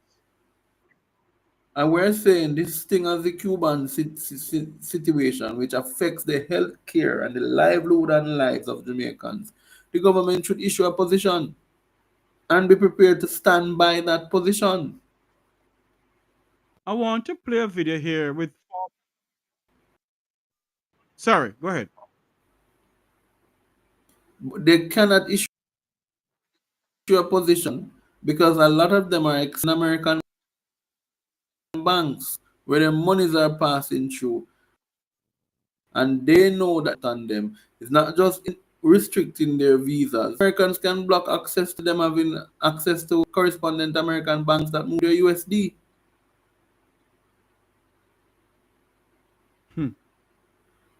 No monies can be moved in US dollars unless it goes through an American correspondent bank. Yes. I want you to listen to what Prime Minister of Barbados, Mia Mottley, had to say, and she said it in her parliament a couple of days ago. I have done the total, and in 7 years.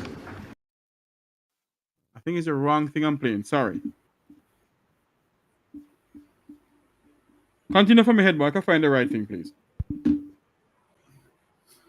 No, so I'm just saying that this issue is something that is obvious that if resources are not involved, Andrew Holness and his administration doesn't care. But the reality of it is that they are taking a standoff approach because they themselves would be exposed. They have US denominated accounts, and those accounts have to go through correspondent banks in the US. If you are sanctioned by the US, you cannot use American banks. And the executive order said it would go to affect persons and their immediate families. So I think that is where they're worried about. And from where we stand, we see certain people family have been holding assets for them. Context, the Americans are saying if you can't catch Quaco, you will catch the shot.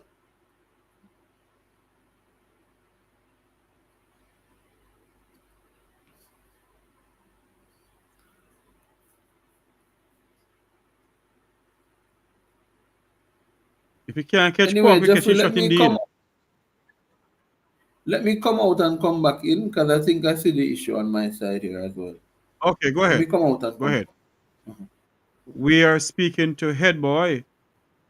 That's a current affair program tonight at 8:30, 7:30 Jamaica time, 8:30 US time. We're going to have a discussion on the Iron Ladies of the Caribbean. And the Iron Ladies of the Caribbean will be coming on this evening. We're going to speak to them about what's going on, their views on the Iron Ladies of the Caribbean. We're going to have former Jamaican ambassador to the United Kingdom, Ambassador Aloun Assamba, will be our special guest, along with some other guests that we have coming on tonight. For those who are just joining us, thank you all very much. Hit the super chat, hit the like button. Remember to like, share, and subscribe. Like, share, and subscribe. Like, share, and subscribe to the Make We Talk Jeffrey Tavares YouTube channel. Like, share, and subscribe. Let's bring back in Head Boy into the... Yes, Head Boy, welcome back to the discussion. Right. Can you hear me much better now? Much better. Loud and clear from Negril Point to Moran Point. All Absolutely. Morgan Wallen can hear you now. No, I don't want him to hear me, because I'm not that type of guy.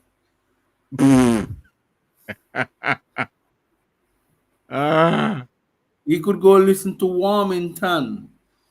Yes. Yeah? Or he could go listen to Terry Mandarin. They are his type of guy. Head Boy, I want you to listen to something that was said on a radio station in Jamaica about Norman Dunn and Bobby Montague with their seats in St. Mary. Listen to this. You're telling me Dunn is in trouble, Montague is in trouble.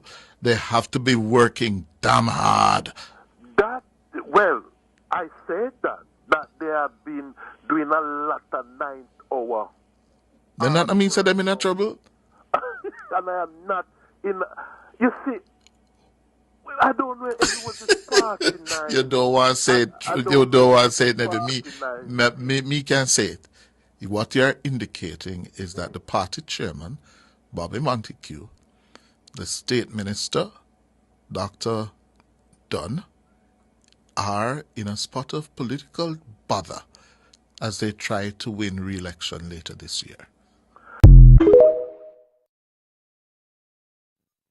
Well, Head Boy, you're taking that.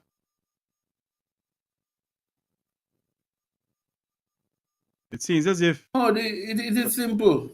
It is simple, Jeffrey. Yes. It is simple.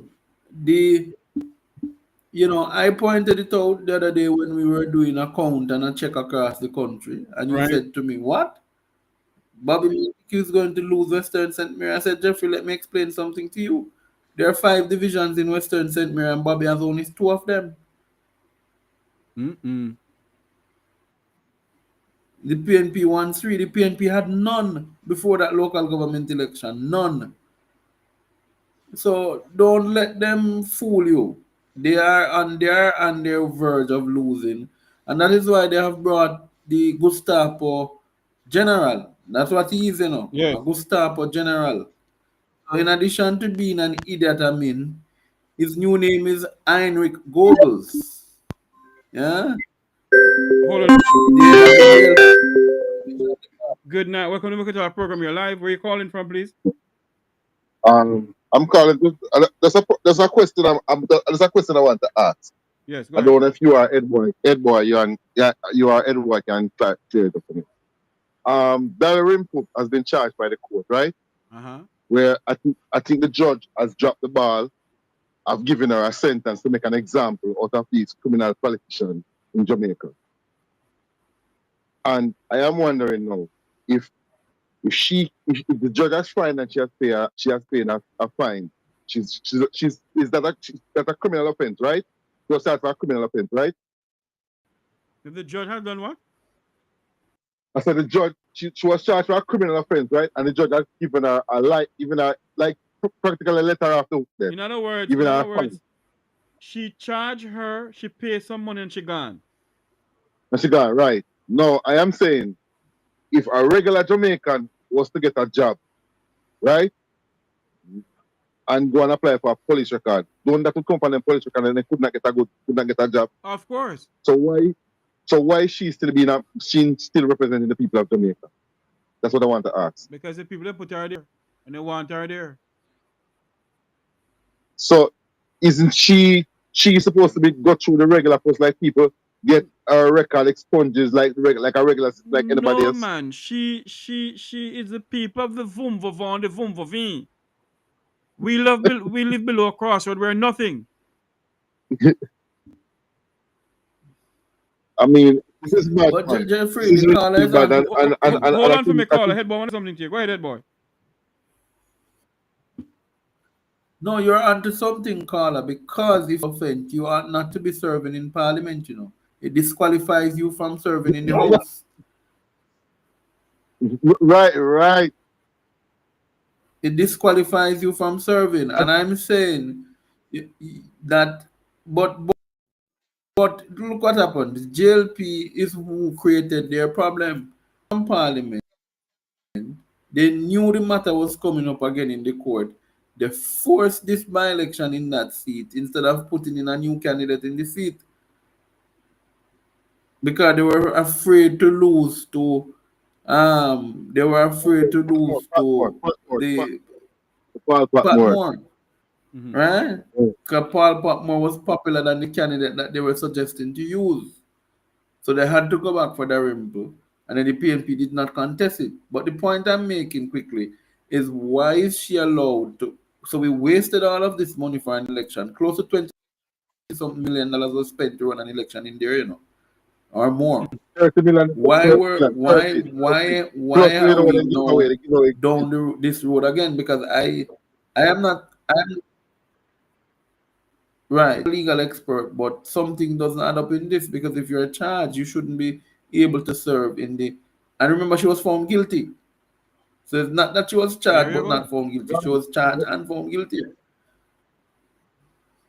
But that is my problem now. That is my problem. And I don't think it's fair. And I think Jamaicans lose their grip because someone like that should be representing Jamaican people. You're charged.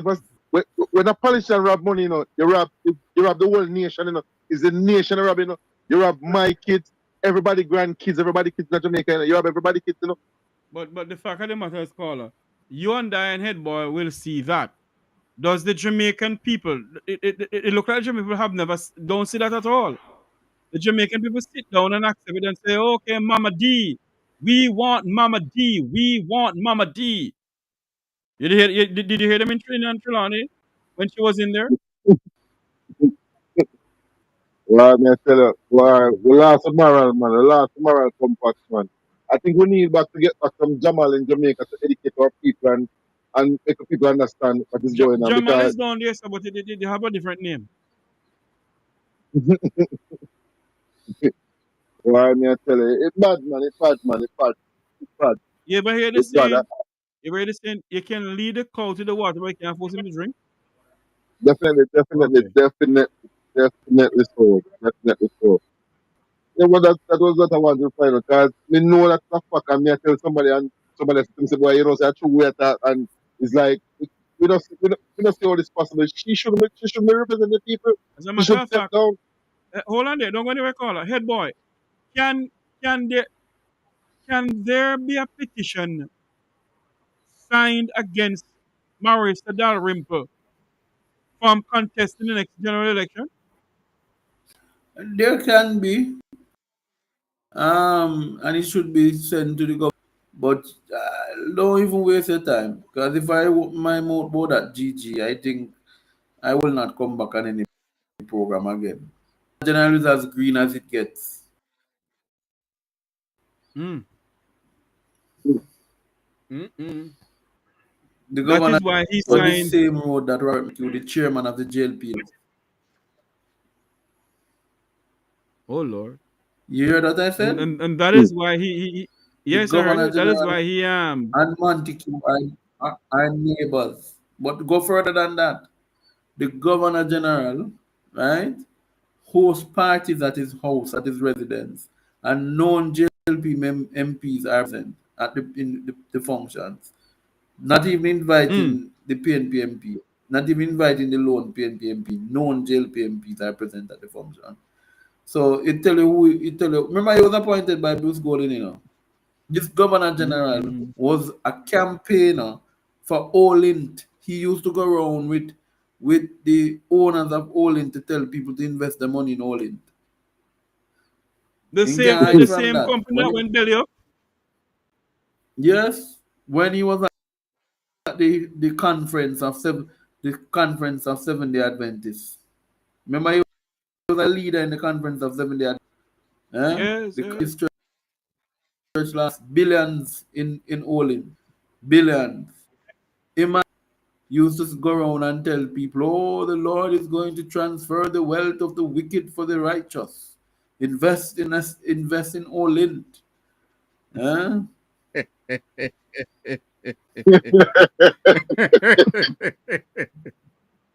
Father, I stretch my hand to thee, oh God.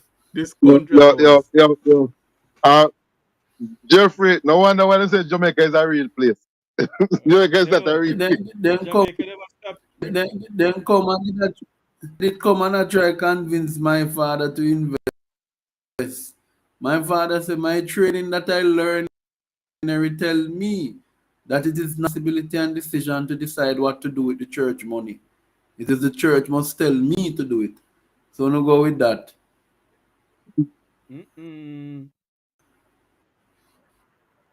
So hold on here. Let me tell you, Jeffrey, there's a lot I can say on these things, So hold on your head, boy.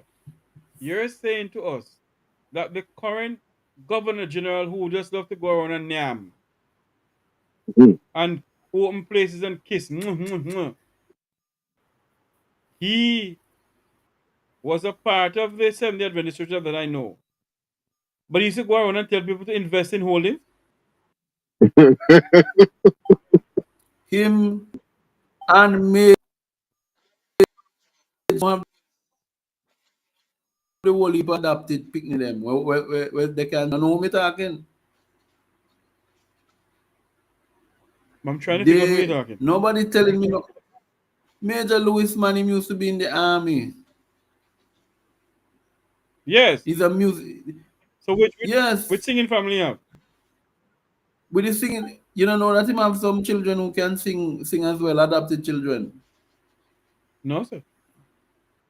Yes, man. First so they used to go as far as Solarfield Chapel. They were looking investors in Solarfield Chapel up at Reverend Peter God's church. All of the churches they thought had money. That's where they would go.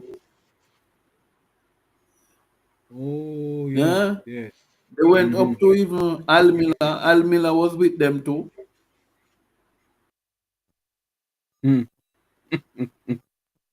Once it's bad, you can call Al. All right, thanks, sir, Jeffrey. All right. What your name? Always, brother. Him name Wreck-It Al. Wreck-It Al. Oh, Lord. Young people could tell you about a show named Wreck-It Ralph, but him name Wreck-It Al. Anything him touch disintegrates or has the chance of going to court. And lost his firearm by picking June plum. No. Him say plum. It's not that June plum. Him say plum. He was picking. Plum is different from June plum. No Jamaican call June plum. There's a June plum and there's a plum.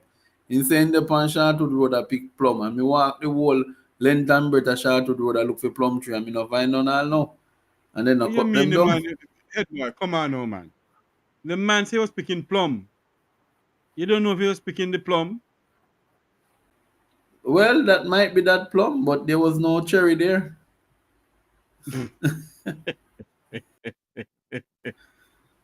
Oh, Jesus have mercy upon our sinful soul, God. Here, Adassa says, one of your viewers says, Adassa says, Ed boy, she meant Ed boy. She said Ed board. That's okay. I'll take the name to know. Ed board, truth, my family lost money because of him. A lot of Adventists have not forgiven the Governor General for what he did, you know.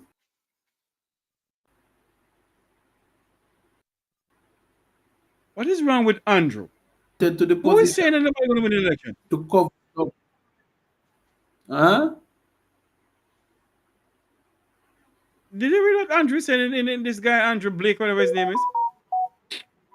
What Your number said? is called. The number to call is 954-529-8030. I'm trying to get this video up to play this video, but the video not playing. Head boy, I want you to listen to what. Oh, we did play what me and Motte said earlier on, did we? You head boy? I'm not certain, you know, at one point I went transitionary. Let's listen to this. This matter with the Cubans and the nurses should tell us everything that we need to know. Barbados does not currently have Cuban medical staff or Cuban nurses, but I will be the first to go to the line and to tell you that we could not get through the pandemic without the Cuban nurses and the Cuban doctors. I will also be the first to tell you that we paid them the same thing that we pay Bajans, and that the notion, as was peddled not just by this government in the US, but the previous government, that we were involved in human trafficking by engaging with the Cuban nurses was fully repudiated and rejected by us. Now, I don't believe that we have to shout across the seas, but I am prepared, like others in this region, that if we cannot reach a sensible agreement on this matter, then if the cost of it is the loss of my visa to the US, then so be it. But what matters to us is principles. And I have said over and over that principles only mean something when it is inconvenient to stand by it. Now, we don't have to shout, but we can be resolute. And I therefore look forward to standing with my CARICOM brothers. I wish I could say brothers and sisters, but brothers, to be able to ensure that we explain that what the Cubans have been able to do for us, far from approximating itself to human trafficking, has been to save lives and limbs and sight for many a Caribbean person.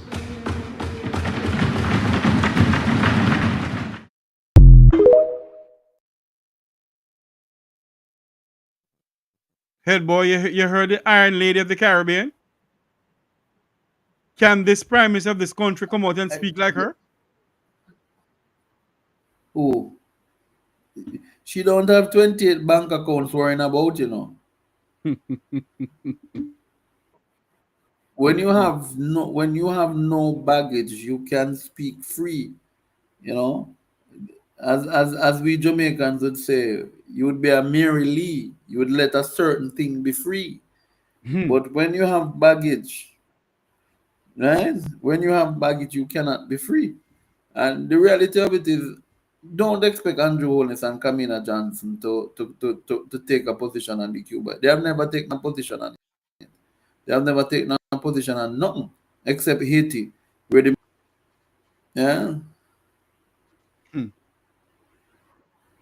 That should not be, though.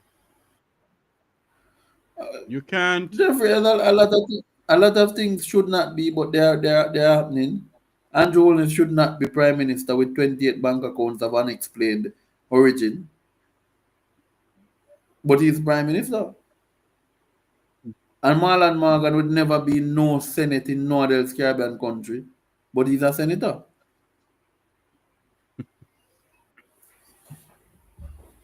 My God. Our nation is in crisis. Where it is now 18 minutes after 8 o'clock. There is a video I'm trying to upload for everyone to listen to. And for some unknown reason, this thing will not go. No, me answer because answer. I'm not like. Let me call it back. I'm not like.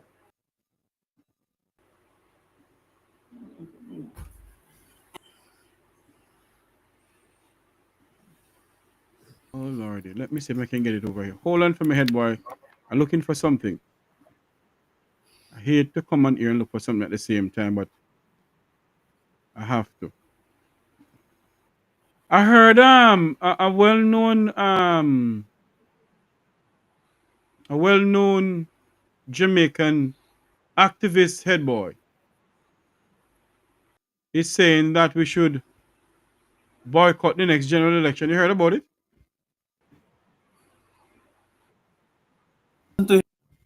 You head boy? Here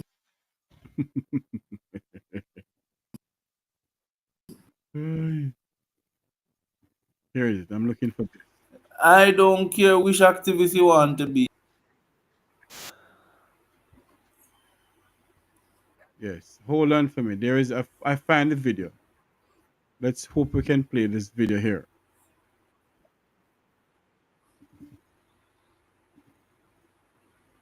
I want everybody to listen to this video here. I'm going to read for you some excerpts from CIA's declassified files. Whatever you hear me say in the upcoming segment, I know me say so, and the CIA says so. Let's jump into it. This is the hot take. This week, a tweet from Erica Virtue caught my eye. She mentioned in that tweet that the CIA will be declassifying information on the CIA's involvement in Jamaica between 1976 and 1980. So, I got you. So I got some information from the CIA that's already available to us. Let's jump into it. Leading up to the December 1976 election, there was a wave of shootings and arson terrorizing the Jamaican population. It says that in 1976, there was a fire on Orange Lane. A group of 50 armed paramilitary gunmen burned a block of tenements to the ground. Survivors who attempted to escape were forced back into the flames.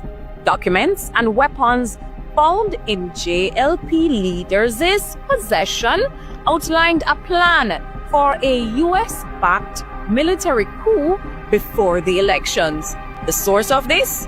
Counter Spy, Volume 3, Number 2, December 1976. So go find it for yourself and know what happened in 1976. In 1980, there was an escalation of political violence in Jamaica. Let's look at what happened at the Eventide Home Massacre, May 19, 1980. Mercenaries burned down a home for destitute elderly women, killing over 150 aged and infirm residents. Edward Seaga, then Prime Minister, downplayed the tragedy, only expressing sympathy for JLP supporters among the dead. This, of course, sparked outrage across Jamaica, with people questioning whether JLP lives were considered more valuable than PNP lives or the lives of Jamaicans who had no political affiliation. Just 2 months later, in July of 1980, there was the Greenwich Town Massacre. At least 5 gunmen attacked homes in Greenwich Town and Kingston. They kicked down doors and opened fire, killing 7 people. A JLP campaign vehicle was involved in the operation. Between June to July 1980, there was a breakout of violence again in Jamaica. A black mercenary army was trained in Florida, specifically recruiting Vietnam War veterans. In July of 1980, there was an M16 bus shooting. 2 men appearing to be repairing a JLP Jeep opened fire on a passing bus using M16 rifles. Following Edward Seaga's visit to the United States, there was an escalation of violence. While in the United States, Seaga predicted more violence in Jamaica. Upon his return, this prediction came true, with coordinated gunfiring increasing across the country. Gangs of young men who previously had no money or resources suddenly had jobs paid $100 per week. Back then, that was a lot of money. Motor scooters, firearms, and the death toll by July 1980 had risen dramatically. By late July, over 350 people had been killed in Jamaica since the election was announced in February 1980. This sparked a burial controversy and the escalation of political violence. It took well over 2 weeks to find burial sites for the victims of the Greenwich Town massacre. Residents in Tivoli Gardens, a JLP stronghold, threatened violence if PNP victims were buried nearby. Funerals were moved to number 5 cemetery at Spanish Town, where grave diggers were attacked daily, requiring police protection. Church leaders had to intervene, urging citizens to recognize that political violence must end. What was the impact and the broader implications of this? The U.S. actively supported the JLP's efforts to destabilize the country ahead of the 1980 election. Seaga's connection to the U.S. became evident, with violence conveniently aligning with his predictions. Election-related violence reached unprecedented levels, leaving hundreds dead and intensifying political divisions in Jamaica. The psychological impact of political terror lingered, making this period one of the darkest chapters in Jamaica's modern political history. My. Dark days in Jamaica's political history. We have joining us now 2 lovely ladies. One of Jamaica's Iron Lady in her own rights, who has served this country well as ambassador to the United Kingdom. She's someone who I look up to, who I admired, because you know why? When you listen to her speak, whether it be in London or whether it be at the credit union conferences that she may attend when she was the CEO of the credit union in Jamaica, there's just something about Ambassador Aloun Assamba that draws the attention of people, and you have to listen to her. And she's going to be our special guest coming on next. And we also have one of Jamaica's outspoken person in the Jamaican diaspora, Dr. Karren Dunkley, OD. She don't like when I mention the OD, but you have to mention the OD, Order of Distinction. And we're going to have some more people coming on with us. But without further ado, let me welcome Ambassador Aloun Assamba and Dr. Karren Dunkley. Ambassador, welcome to the program. Thank you very much. Thank you for having me. You're welcome. And hi, Karren. Hi, how are you? Very good to see you, Ambassador. Thank you so much for joining us. Ladies, we have one of Jamaica's young man who is well versed with the political history of the Caribbean and indeed Jamaica. We call him Head Boy. Head Boy, we have Ambassador Assamba here and Dr. Karren Dunkley. Let me welcome my good friend, Dr. Dunkley. I want to welcome her again to your program, and let me extend a warm welcome as well to Ambassador Assamba, who needs no introduction. An amazing woman from the great parish of Saint Ann. Not because we're neighbors in St. Mary, but I want to welcome her, and looking forward to hear the discussion. Thank you. Best ladies. And Thank you. before we go any further, I'm going to hand over to Dr. Dunkley. It's not my program this evening. It's Dr. Dunkley's program this evening, Ambassador. You won't hear Jeffrey chatting nonsense as usual. You'll hear Dr. Dunkley speaking about the Iron Ladies of the Caribbean. And I want to put up something here. You can see the beautiful smile of Ambassador Aloun Assamba. And in the background there is the late Eugenia Charles of Dominica and former Jamaican Prime Minister Portia Simpson-Miller, the girl from Woodhall. And I'm pretty much sure Ambassador Assamba will tell you that when Portia Simpson-Miller went to London at to visit I think it was the Queen, and Harry saw her. It was for the. And she was like, Yes. it's like two young people running together. Ambassador will give you the history about that one. And also, yes, you've heard that story. Yes, and also that they're going to speak about the next Iron Lady of the Caribbean, Mia Motley. Ladies and gentlemen, without further ado, I hand over to our moderator, Dr. Dunkley. Dr. Dunkley, over to you. Thank you so much, Mr. Jeffrey Tavares. Greetings and salutations to you and your listeners. Jeffrey, let us thank you for leveraging your platform to honor what we're describing as the Iron Ladies of the Caribbean. We could not allow this Women's History Month to pass. Of course, we know every day is Women's Day because we're only on the earth through a woman, but we would never allow this month to pass without honoring our own Iron Ladies and telling our stories of our women leaders.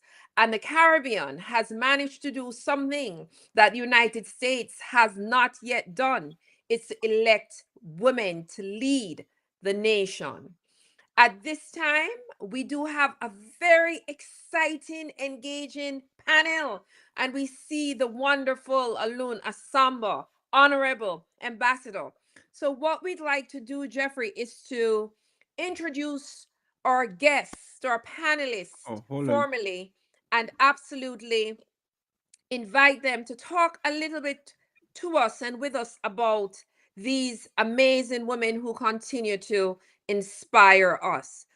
I know that Head Boy and Jeffrey, Ambassador, has introduced you, but I would like to remind our audience of who you are and whose you are. And I was laughing, Head Boy, when you say you're a Head Boy, because you might recall that Ambassador Assamba was a deputy head girl. So on that note, we know that the Honorable Ambassador was born in Spanish Town. And Ambassador, I grew up in some city, Spanish Town. So I was very... yes. My father and mother lived on what was called Walks Road. It's now Brunswick Avenue. With my father's mom, and my mother's mom, my mother's family lived on Job's Lane. Of course, then my father got a job at Reynolds, which had just opened in the 1950s, and moved his family, which was just my mom and I at the time, out to Golden Grove. You're giving me a chance to talk about myself. Let me do it. Yes. I have 8 brothers and sisters. One older sister who was born before my father married my mother, and then together they had 8 children. And except for myself and my youngest brother, who was born in Kingston, I was born in Spanish Town, all my other 6 siblings were born out here in Saint Ann, either between Golden Grove or Monique. That is amazing. So that's yes. So that is a great connection. And so we are just so thrilled to have you, Ambassador. And of course, Jeffrey and Headboy would have recalled your illustrious service in politics, having served as a former government senator, having served as a member of parliament in Saint Ann Southeastern, and certainly having held the portfolio of Minister of Tourism, Entertainment and Culture, being one of 3 women in Jamaica's cabinet at the time. And of course, your distinguished service in May 2012, where you were appointed as Jamaica's High Commissioner to the United Kingdom. So we're so excited to have you and thrilled, Ambassador, that you continue to engage in public discourse Thank you. and a lot of community activities. Really an enduring legacy. The story that Jeffrey spoke about with Honourable Portia Simpson-Miller in London was at the opening of the London 2012 Olympics, when as Prime Minister, she was invited to come to the opening, and we were at a reception that was given by the Queen, the late Queen at the time. And, you know, if you have the time, I can talk about it, because I'm here to talk about Portia. And if you all don't mind, I'll call her Portia, because that is what people call her. Honourable Dr. Portia Simpson-Miller, a title which she didn't use. And you know, there are people who used to say how she was unlearned and so on. Well, she went to school and got her qualifications. She did. But I want to just say this. We were in the palace, and I remember the president of, Delma, her name was. And when she saw Portia, all I could hear was, Portia, Portia, Portia. I looked around and I said, I'm not in the National Stadium. And I want to use that as an example to say how well thought of she was in the rest of the world. In addition to what Jamaicans felt about her, everybody who met her had that recognition of her. And she just quietly did what she had to do without any pomp and ceremony. She just did what she had to do. I saw that. I had the occasion to see that so many times. I served in the cabinet with her. She was Minister of Tourism before me. So I inherited the tourism master plan for sustainable development. When she got in, she didn't think it was complete, and she put it back to the Commonwealth Secretariat and says, you need to go out and hear what the communities that are impacted by tourism has to say about this plan. And that was who To she was, me, Ambassador. To your point. That was who she was. Yes, and I want to share a quick anecdote. Ambassador, allow me to welcome. And Aloun, we can be informal, but I want to make sure I introduce you properly and also introduce our two guests who are our brothers. I'm hearing some background, Jeffrey. I think that's coming from attorney. Hold on for me, please. Hold on for me, moderator. Gentlemen, can you mute your mics for me, please? Let me mute them. I can mute the mics. Go ahead for me, Dr. Yes, Dunkley. I just want to introduce them properly so we can jump into what is already such an exciting conversation to hear these anecdotes about our Portia.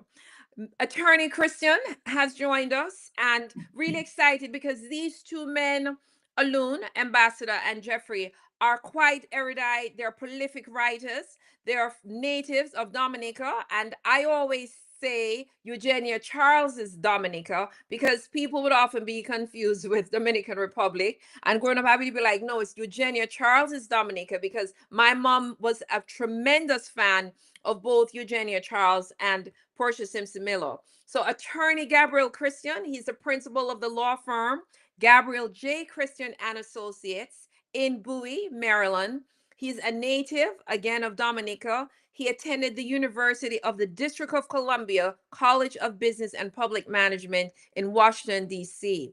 He studied law at Georgetown University Law Center in D.C. And I think he is so compelling that he's a longtime collaborator and co-founder of Pointcast Press. And you would look, if you research, that he has authored and co-authored a number of books on Caribbean history, society, and politics. One, of course, is In Search of Eden, Dominica, The Travails of a Caribbean Mini-State, 1992, Rain on a Tin Roof, 1999. And so many more. What is really the place where we want him to spend a lot of time today is the life and times of Dame Mary Eugenia Charles, 2010. And just really another erudite son of the Caribbean. He is joined by no less than Alex Bruno, another brilliant, distinguished political scientist, educator, and author, renowned for his contributions to the Caribbean political discourse and education. Professor Bruno, we are excited to have you, gentlemen. Your academic journey is illustrious. You, in 2023, authored Dame Eugenia Unedited, that offered a candid exploration of the life and legacy of Dame Mary Eugenia Charles, the first female prime minister of Dominica and the first in the Caribbean in terms of female head of government. So welcome, Ambassador Aloun, attorney. Welcome to you, Gabriel Christian, and Professor Alex Bruno. So, Ambassador, you shared an anecdote. Dr. Dunkley, yes. I do apologize to be breaking in. Ambassador, I want you to do something for me, please.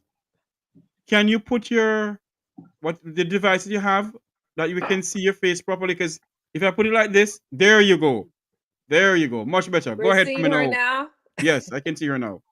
Wonderful. Are we seeing our panelists? So, gentlemen, welcome. You heard Ambassador Aloun share this personal anecdote of Portia. And Ambassador, I smile because Portia, the Right Honourable Portia, boy, it's hard for me to call her Portia, was such a mentor of mine. I met her when I did a women's conference in Jamaica and invited her to be a speaker. And she took me under her wings and mentored me, gave me tips and pointers, helped me to pull people to the conference at UE. She was saying, Karren, invite this person. What are you trying to do? She was trying to help me get my tickets sold. And you talk about the National Stadium, a quick story. When there was leadership race happening in her party at the time, she went into the National Stadium. By this, she had won and she was prime minister. And she was doing a run around and I could even keep up with her. And let me tell you, she ran that stretch of the National Stadium. Oh, she was always running. Always running. So we're so excited. So let's invite our guests, Professor Bruno and Professor Christian. You've heard Aloun, and just call me Karren. We're going to be very informal if that's okay. Share an anecdote. Can you talk a little bit about any anecdotes that you could share about Dame Eugenia Charles, especially being the first? So we'll begin in alphabetical order with you, Alex, and then certainly Gabrielle.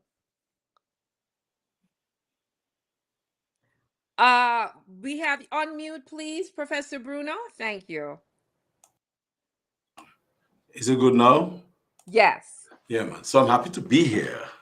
And certainly it's a great honor to share this panel with Kebu. That's how we call him affectionately in Dominica.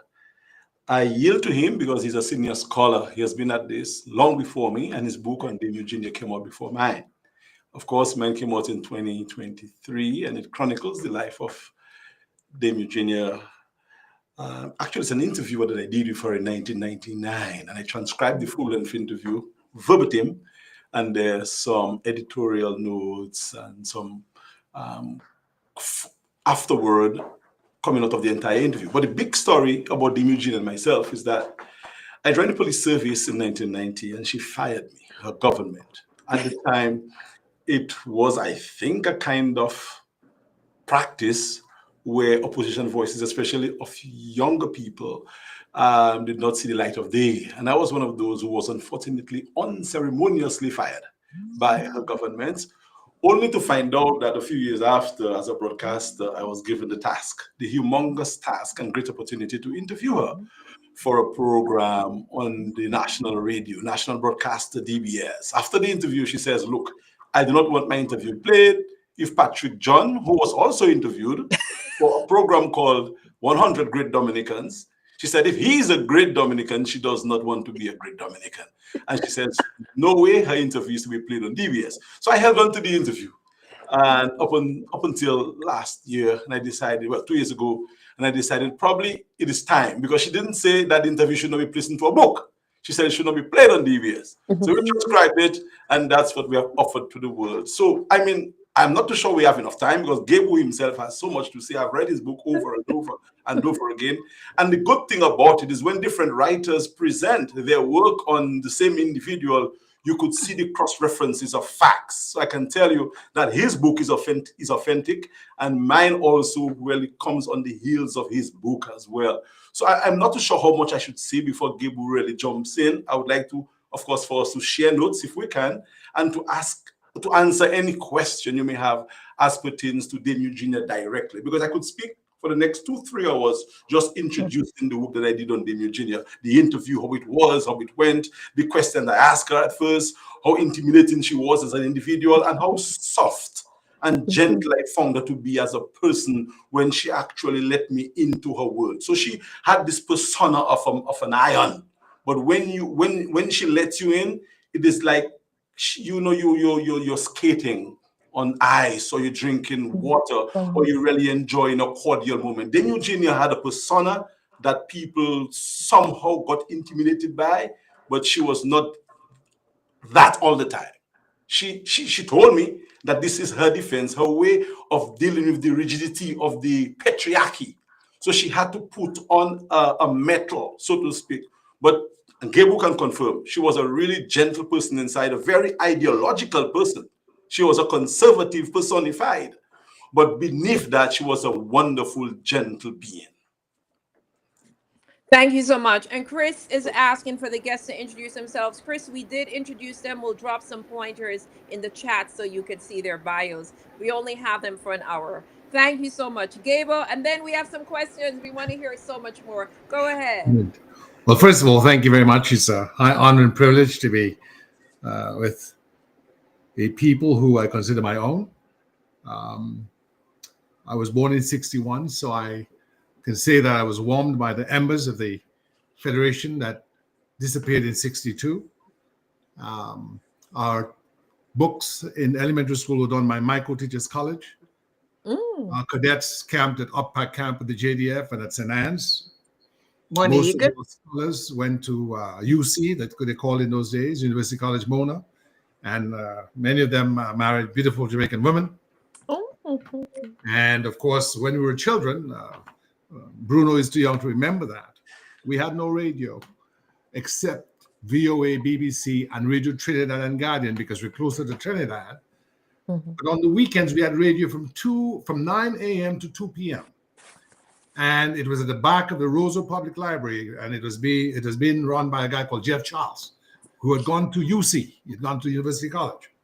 And during those programs, a famous Jamaican woman, who I believe will be known to most of you, and who we would listen to, she would tell Nazi stories, and that person was Louise Bennett.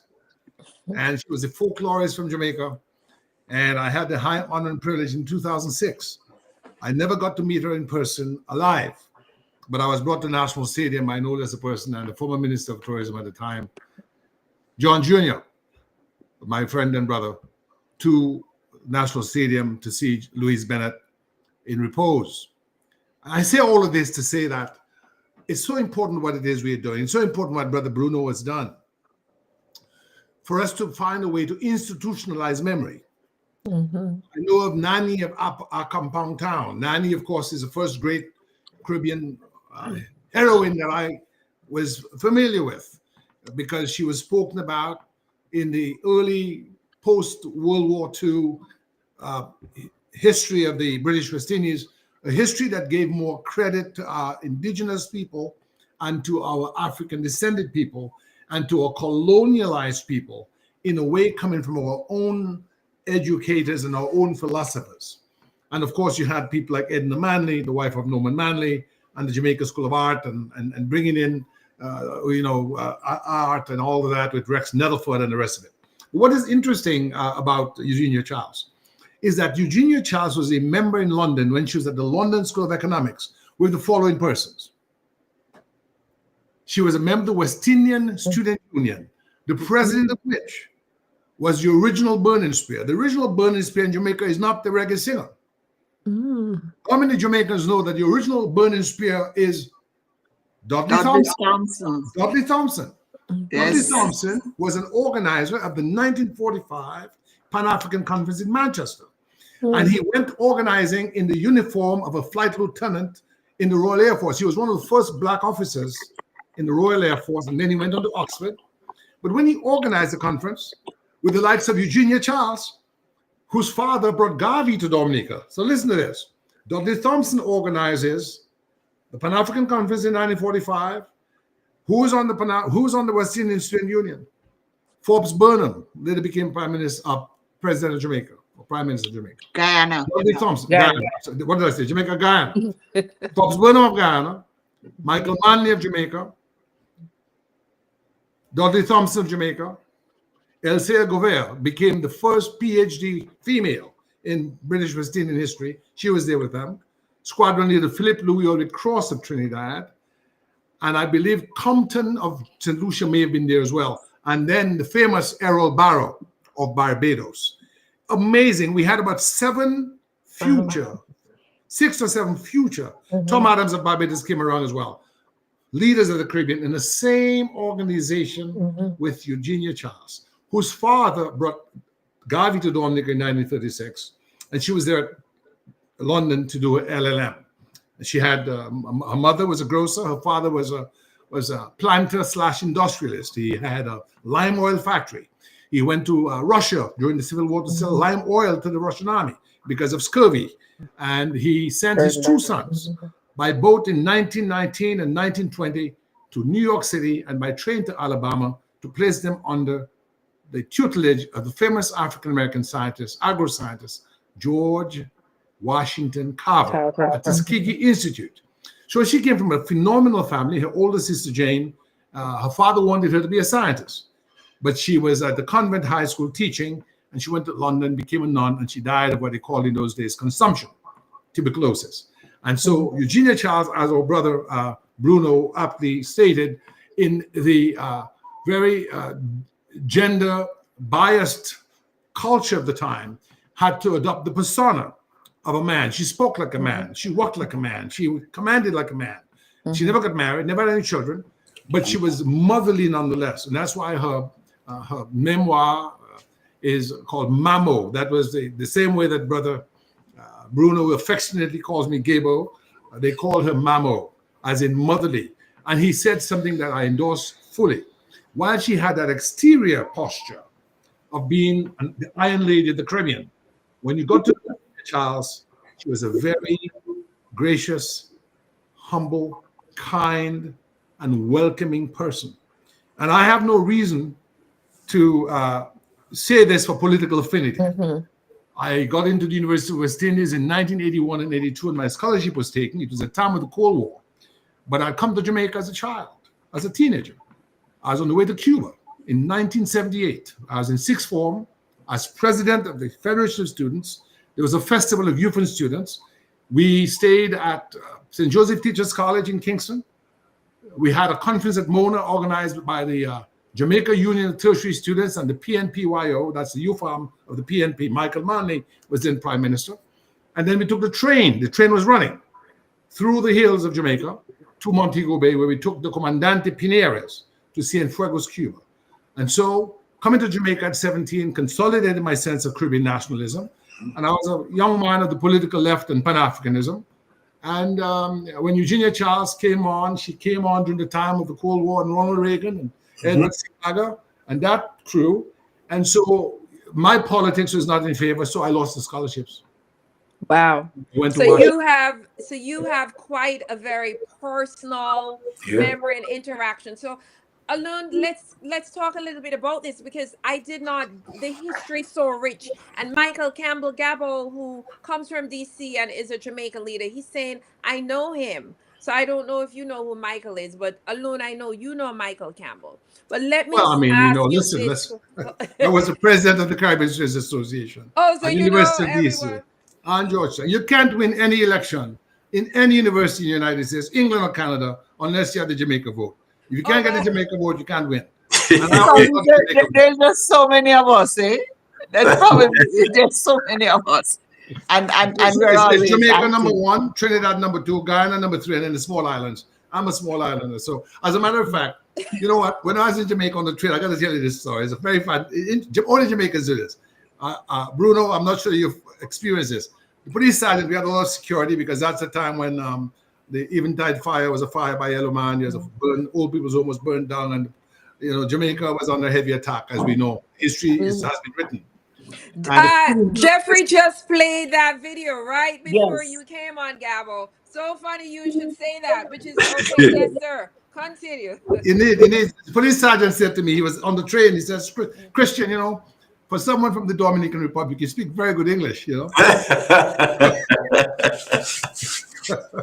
So only my Jamaican brethren do that. But that's all right. I took it in good stride and so on. But I just want to conclude by saying, I came here in 82, and she came here in 83 with Ronald Reagan for the invasion or intervention in Grenada. Yeah. Right. Met me as the secretary of the Dominican Association, and we became friends over 13 years. And I never once reminded her that she was the one who took my scholarship. Yeah. Lucy Douglas once said, cream must float. Thank you. What a compelling story, and that just hearing these anecdotes and to institutionalize memory. When we think of these women, the governance that they exhibited, the courage during times of regional and international crises. Aloun, talk a little bit about Portia's legacy when it comes to these issues where these women were fierce and resolute and respected. Tell us who she is. Let me just ask Christian one question. Did you say that you went to Cuba to the FEU, Federation of Estudiantes? So I was the president of the Federation of Students of Dominica, and there was the 11th World Festival of Youth and Students in Cuba in 1978. Yes, and there were quite a few people on that mission. In fact, there's a guy, I think, Miller. He later became the Speaker of the House. No, there are two. There are several famous Jamaicans who are on that. Yes. No, I was mistaking that for a meeting that I attended in 1979. No, I was there before. Of the OCLA, the Organization of Latin American Students. Yes. And FAIR. But let me tell you this. Portia has always been involved in women's issues, in issues relating to women. And she was instrumental in our participation in the Beijing discussions that took place and the sign-off of that.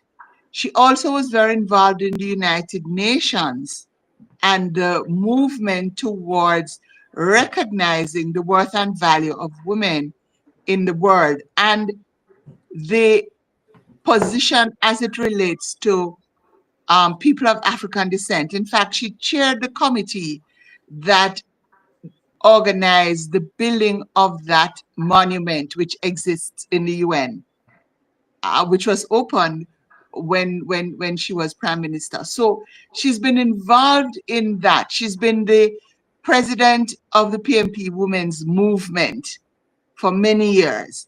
And so, it is funny when you talk about what Eugenia Charles was called in Jamaica. She's called Mama P. Yeah. The minute you say Mama P, nobody questions who you're talking about. It's Portia. And her legacy, her book is called Little Girl from Woodhall, because that's where she came from. And then she contested local government elections. Nobody expected her to win. And she won. And then she contested for a seat in Parliament, and she won. One of the few females at the time who was in Parliament. And as you said earlier on, when I became a member of Parliament and became a member of the cabinet, Portia, Maxine Henry Wilson, who was Minister of Education at the time, and myself were the three women. I would like to say that Portia broke the glass ceiling as it relates to women in representational politics. She was not afraid to step out. When she was running in her first elections, And people were saying, where this, you know, the Jamaican expression, where this little girl go? Right. She just said, just watch me. Mm-hmm. And I think that that was her watchword. Whenever anybody said there was something that she couldn't do, she just said, just watch me. Yeah. And to me, as a young woman who entered politics because I think I was pulled in kicking and screaming, it was never my intention. But I learned a lot from her. And as you said, she shared her knowledge. She was very generous in sharing what it is that she had learned, what it is that she could say to us. No, I'd suggest that you do it this way. She shared. And I wouldn't say that she was called or could be called the Ann Lady because she was a hugger. Let me tell you, Portia hugged everybody. And so she was warm and welcoming to everybody, even the people on the other side of the aisle in Parliament. She would hug them. She would tell you that so-and-so is my cousin. She'd call them cousin because she made people feel at home and welcome and able to do what they needed to do. I don't think that anybody who worked with her would have been afraid that they were not going to be able to do a job or a task that they had. But they focus on, I think because she found herself in it, but she grew into it, the rights of women, the needs of women, the need for women to be recognized as not just some inferior beings to serve coffee and tea and clean the offices, but women who had a right to be at the table where decisions are made. And to me, that is her legacy. Yes, she did lots of other things. I remember the first time I had a conversation with her was when my father was recently retired and needed to get his NIS pension. And she didn't know me, but she spoke at an event. She was minister of local, she was minister of the, I don't remember what you know how ministries change, but she was in charge of pension for the NIS and so on. And I remember saying to her, my father had applied for his NIS pension. And I wondered whether she could tell me somebody who I could speak to.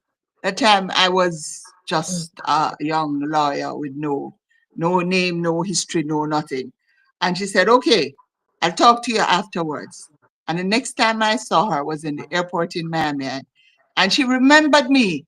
And she said, did your father get through? And I said, yes, Minister. Thank you very much. Social Security is the ministry I was trying to remember. It was Labor and Social Security. She was very active in the Ministry of Labor, and in particular, our relationship with our workers, farm workers who went to work in Canada and the US. And she would go and visit them to see that they were being well taken care of. Again, that's her legacy. It doesn't matter what else she built. Her legacy was how she made people feel, how important she allowed people to feel, how she allowed them to feel that there was nothing that they could not undertake and be successful in. Because that was how she did. That was what she did. That was how she lived her own life. Amen. Amen, Aloun. That's her legacy. And something that I must tell you that was so, to me, intriguing about Portia is the fact that she lifted others. She lifted other women. That is a trait that you would imagine that so many others could do, but they don't. And we cannot take that for granted. She looked back, she mentored, she nurtured, and like you said, she would make you feel like I, at the time, was transitioning to becoming vegan, and I used to love soy. And she was the prime minister. She used to buy me at the time la soy. I don't do soy anymore because of the GMO. And she would remember, and I would say, the prime minister, Lord Aloun, I wouldn't want to use them soy. I would keep them because it says Portia give me. Instead, I get this from Portia. I don't want to drink it. But she would remember your moments, if you finish school, how you doing. And it was sincere. But she reached back. She poured into you, and she poured into everyone, and poured into women. And that's a lesson and a legacy for all of us. Just one other thing. There's a foundation called the Portia Simpson-Miller Foundation, which is seeking to continue some of the work she did by giving back, making scholarships available to young people who are from circumstances that would never allow them to go to further education. And that is what the Portia Simpson-Miller Foundation is doing, trying to, to bring it forward to make sure that other young people are able to get the kind of education that will pull them out of the circumstances that they might be currently living in. That is wonderful. And we're going to ask Jeffrey and the producer to put up the Portia Simpson-Miller Foundation, just drop it so that everyone can give during this Women's History Month, just really to pay homage to her. And if they want to send us some money, we will accept it. Well, that's why we're putting it here. Good. So Hold on for me, Dr. Dunkley. Did you send that to me, Dr. Dunkley? No, I'm asking. I wonder if producer can find it and post it so we can have it. Meanwhile, I will look for it right now because Professor Bruno, this is your opportunity to come back. I can give you sharing rights if you want. That would be great, and I will just drop it right there. Because Aloun, you're correct. We don't want this moment, So while we are honoring her, this is great. It's to ensure that her legacy endures and to contribute, certainly, when and where we can. Professor Bruno, talk a little bit about your take on Dame Eugenia Charles's enduring legacy, and then we'll go to Gabo. And Aloun, we're going to ask you to hang in as our segment ends at 9:30, just to give some closing remarks. Professor Bruno. Yeah, sure. Okay, so I think a lasting legacy is something that is almost unchangeable and cannot be really duplicated. And in terms of Dame Eugenia and what she would have done, that really cannot be changed. Well, one, she was the first barrister, the first female lawyer. She was the first female prime minister of our country. This will never be a first again. So you give that to her. In terms of governing policies, that would have transformed the lives of a number of people. There are not many defining political policy positions, so to speak. But one thing that she did was to bring about a sense of organization, a spirit of cooperation, guided, of course, by the principle of conservatism, the promotion of enterprise. And she created the environment for the growth of businesses and corporations in our country at a time when probably it was necessary and needed. Because remember, we are coming out of the 1970s, which was a very trying decade for Dominica politically. There were major upheavals, and there was the overthrow of a government. People say a lot of it had to do with her clever machinations in the background. So the politics of our country was not very easy. And at the end of it all, when the dust was settled, a woman emerged. So that has to be some kind of feat to be able to seize power from a very popular government at the time. There was no way, shape, or form the Freedom Party, which she led, was going to beat the Dominican Labour Party.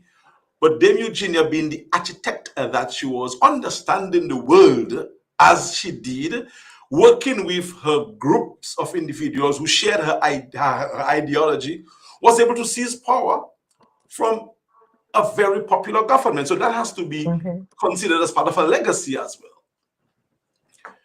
So Dame Eugenia, when we understand what she brought into the parliament and the government of Dominica, although, as Gabu said, Her politics and mine did not jive because at the time I was a more rebellious, left-lifting kind of youth. She was right-leaning.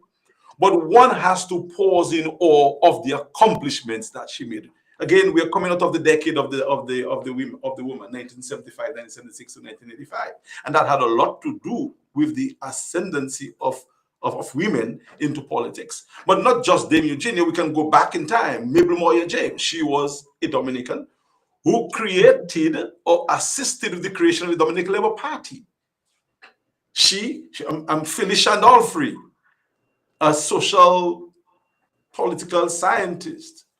Also was a very famous Dominican woman. We can talk about the cultural activists in Dominica like Matutu and Orion. So Dame Eugenia had a legacy of very strong women who she would have emulated, and she decided to go into policy position. So her legacy, as I said, is not clearly defined as, let's say, Patrick John's legacy, who met with his political demise under very trying circumstances. The creation of the bank, the formulation of the Social Security, from the Provident Fund to the Dominican Social Security, the creation of a number of housing schemes. Dame Eugenia would have done that as well. But these things can change. However, the principle of the poor man, the small man benefiting, was done by the regime that she replaced, and she created a different sort of organization in the Dominican status quo, the Dominican politics, where you find the people who did not enjoy political power began enjoying power, and they recreated Dominican society. And not just the Dominican society, because Gabu spoke about my most original foray into the politics. But during, I think, the mid to early 1980s, they created this thing called the Caribbean Democratic Union, which brought Compton and the other leaders together to create this sort of right-leaning, center-right movement that sought to reposition Dominica and the Caribbean towards the ideology of America, the principle of fiscal responsibility in government, moving away from the left-leaning liberalist, leftist, communist, some said, move. And there were great fears posted about the left-leaning politics, which in hindsight might have been the ideal politics for Dominica. That notwithstanding, Dame Eugenia had her place, she had her time, and she was never one who was moved by grandeur. She just wanted to serve, and she was an unapologetic conservative in so doing. She never was corrupt. She never believed in corrupting the system to keep herself in office. In fact, she had enough.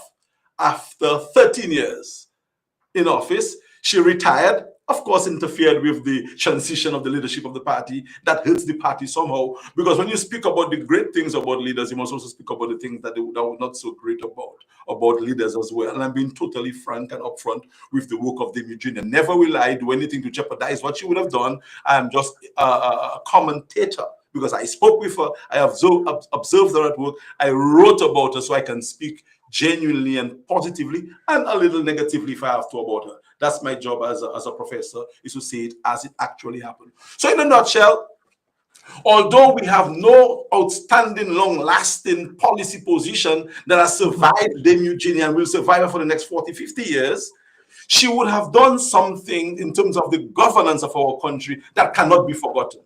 She left or cleaned up a very checkered reputation that our country had. Following the 1970s, she created an environment for businesses to thrive. She created a situation for there to be respect. She certainly stood clear with Ronald Reagan during the intervention in Grenada. She even upstaged him by taking questions when questions were directed to the President of America. So this was a no-nonsense kind of person who gave the kind of attention to Dominica that Dominica needed. She told me in an interview that she received many honorary doctorates, but never did she accept it for herself, but for the country. And contrast this with what we have right now. I mean, I'm hearing people being referred to as doctor. An honorary doctorate is not an academic doctorate. It's not a title that you embrace and claim and boast. Yeah, right. And Eugenia never accepted this honor as an individual. She says, it's given to me for the people. What are you giving me for the people? That's what I'm interested in. So yes, she again, in terms of the pillar of Dominica's economic social structure, there is not much that can be pinned to her.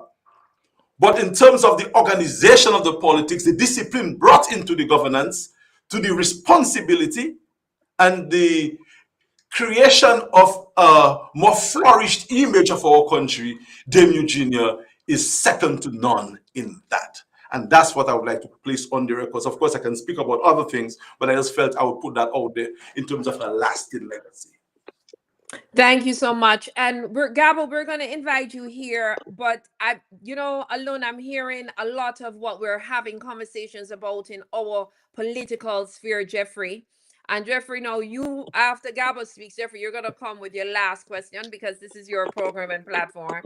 But this governance issue as a legacy for Dame Eugenia, this anti-corruption stance as a legacy for Dame Eugenia. We hear, this focus on those who are poor, who are not, Jeffrey, you call them members of the Vumva and the Vumva V. We know that is Portia. When Portia looks at the ordinary Jamaican that people would pass, I'm telling you, we have yet to see that love emanate. And so, Gabo, come right in here, and then Jeffrey, we can't have you just sitting out on your platform. You have to come in. Yeah. Before I have Gabo come in, let me say this to you. You said something a while ago about the poorer class. I want to say something, and not because she's sitting here with us, and I know she don't like the whole, pomp and pageantry and the whole thing of you worshiping her or whatever.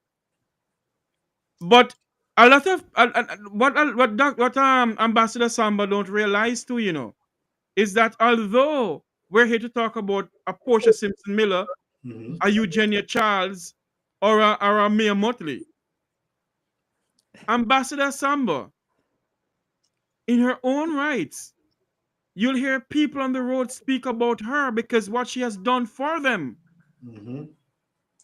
I know she's putting her hand in her face, because her head in her face.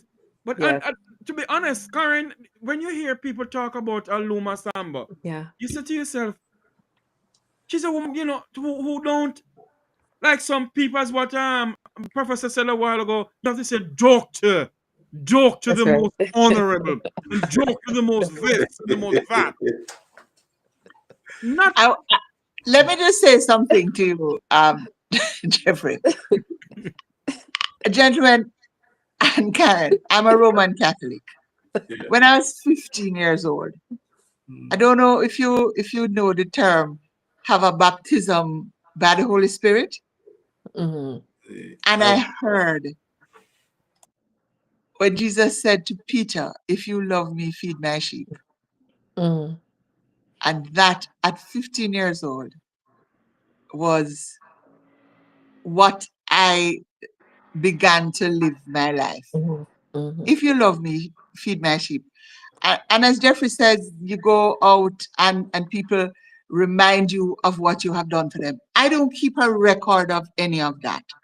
And sometimes I'm very surprised. And I can tell you that Portia would have been the same way, But as you're talking about the lasting legacy, I want to tell you, when Portia became Prime Minister in 2011, and she took hold of the reins of government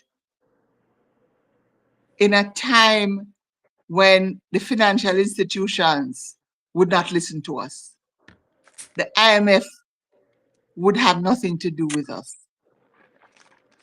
And Portia and Dr. Peter Phillips, who was the Minister of Finance at the time, slugged through all of that to get Jamaica's finances back where it ought to be, where we could now talk to these people. and set the economy going.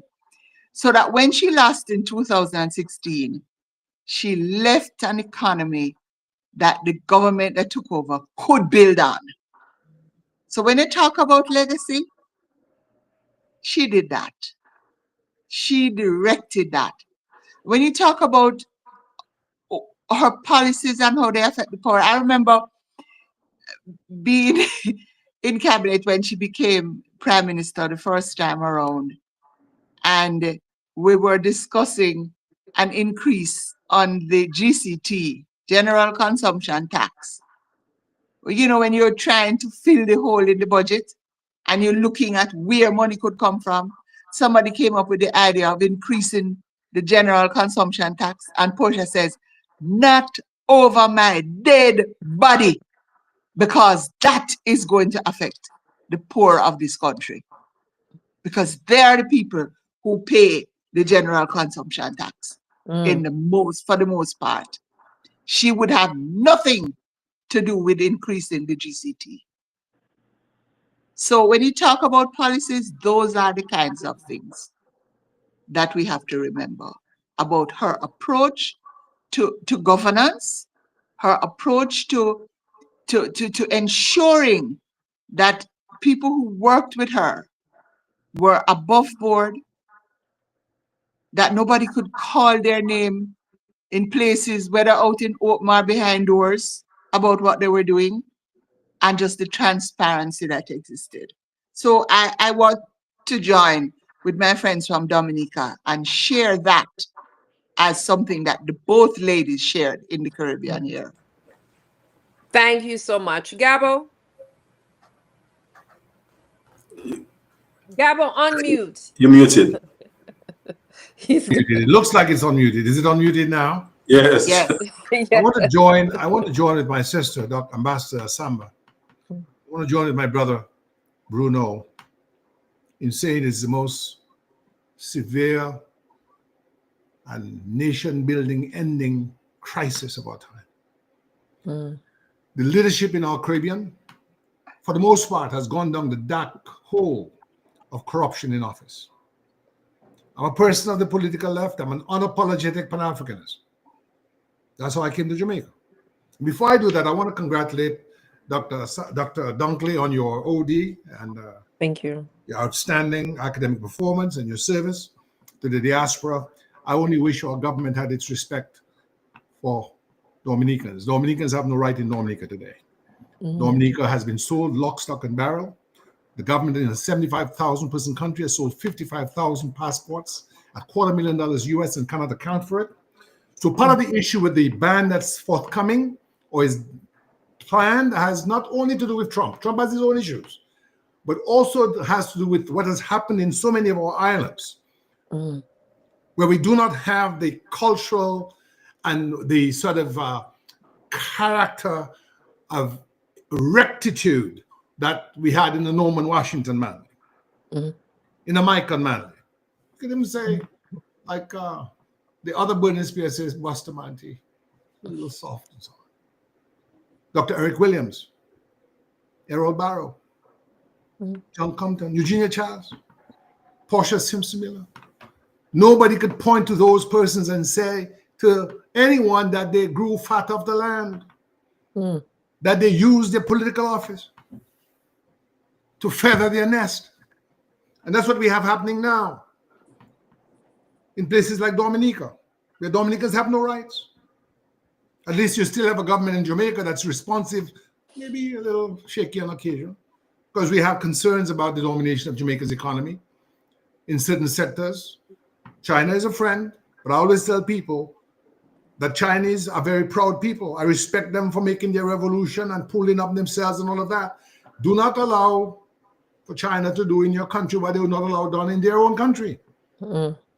And this is not to adopt an anti-Chinese position, because we were the ones who promoted the Chinese Revolution in the sense of taking off the shackles of colonialism and neo-colonialism. So this is not an anti-Chinese thing. It's just about trying to make sure that we have equity, that we have mutuality, that the benefit in technology transfer is such that we're not basically anybody's footstool, you see, because we're the children of Maroons, you see. The Maroon struggle was as profound as Jamaica, to the point that in the debate on abolition in 1833, the Dominican Maroons were being mentioned because, according to Governor Ainsley, they had created an imperium. They had created a state within a state. There was one Maroon chieftain, Jacko, who was in the hills for 40 years, had a base for 40 years, almost half a century. The British had given up. So we come from a legacy of struggle. And don't forget Amy Jakes Garvey. I don't think you could have done much without Amy Jakes Garvey. You know, she was there, you know, she may not have been up front. So we have a strong history of women in leadership. And that which I think Eugenia Charles and Portia Simpson-Miller lives for us as a legacy. It may not be a big house, and it may not be a mansion on a hill. That's right. Bruno would know about that. It may not be monies in Dubai. Bruno may know something about that, or Swiss banks. But she left a legacy of integrity. 28 bank account. Integrity. Integrity in office. Eugenia Charles had zero interest. And that's what really caused me to have a degree of affinity for her in the material acquisition where it relates to power or the speedy acquisition of wealth. As a matter of fact, she used to stay at the home of our ambassador to the FAO instead of staying at a hotel, just so she wouldn't charge the government per diem. That's the kind of person she was. And she would give scholarships, you know, because she was personally wealthy, but not make any public announcement of it because she didn't want to politic. So most of the charitable work she did was done sort of quietly, without much fanfare. And finally, I, like so many on the political left, when Grenada took place, I just want to let you know that, you know, this is very personal to me. I knew Maurice Bishop. I have on my wall. In fact, the first time I met Maurice Bishop, I met Michael Manley, was in Grenada in 1980. I was 19 years old. The people who made the revolution were on that boat with me, Assamba. They were on that train with me to Montego Bay, Professor Dunkley. And so we were there for the first anniversary. And I remember the music was being played at the military parade by the PNP choir. I'm not sure you know that the PNP had a choir. And I can sing the song now from the dark recesses of memory. We're moving forward to socialism. We're moving forward to socialism. We're moving forward to socialism. No turning No back. turning back. No turning back. So those were my brothers. That was my generation. And coming from Jamaica in 78, coming in 80, and the people who are on the boat with me now, lieutenants, captains, colonels, the sad reality when in my memoir is out, is on Amazon, is that they had not been seasoned in the principles of parliamentary democracy. And they had the gun, and we know what happened. There was a massacre, Bishop was massacred, and the revolution collapsed. Because at the end of the day, no matter how well-intended we may be in one thing, as Bishop was, he was our hero. We need to make sure at all times we protect things like a free press. Yeah. Protect things like parliamentary democracy. We protect things like due process of law. You can't arrest somebody and say, put him on the heavy man as he's a CIA agent and he's in jail for 2-3 years, never had his day in court. That was what was happening. So when Bishop himself was arrested, there was no parliament to appeal to. There was no judge to go get him bail because they'd reduced due process to simply a letter or a piece of paper signed by the Prime Minister, arrest Assamba. She's a counter-revolutionary. Heavy manners for Assamba. No bail. And so when that monster devoured our comrades, Eugenia Charles actually saved the day. And today Grenada has free elections. As unpalatable as it is, and was for me as a young person of the political left, because we didn't want to have anything to do with Ronald Reagan. Ronald Reagan had been an enemy of the Black Panthers. He had stood for civil rights during the war, but he had gone to the political right in the United States. He represented the Republican Party, which now has metamorphosized into something unrecognizable, but that's for another time, another day. But back in 83, we understood that those of us on the left, when we push for social change and social transformation, we have to have the wisdom to be able to retain those facets of democracy that our forefathers fought for in the fight against slavery. because it's no good to fight against chattel slavery and the dictatorship of colonialism and neocolonialism when you come into office and you're now ruling from the end of the barrel of a gun and paying scant regard to the niceties of freedom of opinion, freedom of the press, freedom of association, due process of law if one is arrested. I think then people like Portia, Simpson-Miller, and Eugenia Charles do us great credit where they've been able to preserve a legacy of rule of law and zero tolerance for corruption in public office. If I may, Dr. Dunkley, ask Gabriel this question. You speak about the Caribbean and what is going on in the Caribbean now. Do you believe or do you think that politicians within the Caribbean, and I will go further and say Jamaica, when you have politician comes out and speak against media houses, do you think right now that freedom of speech is at risk in the Caribbean? Absolutely. In Dominica right now, we are in a neo-dictatorship. Let me tell you how bad it is. I'm going to say something, Dr. Dunkley, don't be offended. Sister Assamba, don't be offended. We had more rights when Dominica was an associated state of Britain. And Britain was responsible for foreign affairs, defense, and budgetary support, and we had our own internal government. That's how bad it is. You were arrested in Dominica now for no reason. Mr. Bruno can tell you, the entire opposition has been under criminal charges for almost a decade. Siege. And just last week, was it not, Bruno? Yeah, the matter was 8 years of unsubstantiated charges of trying to overthrow the government.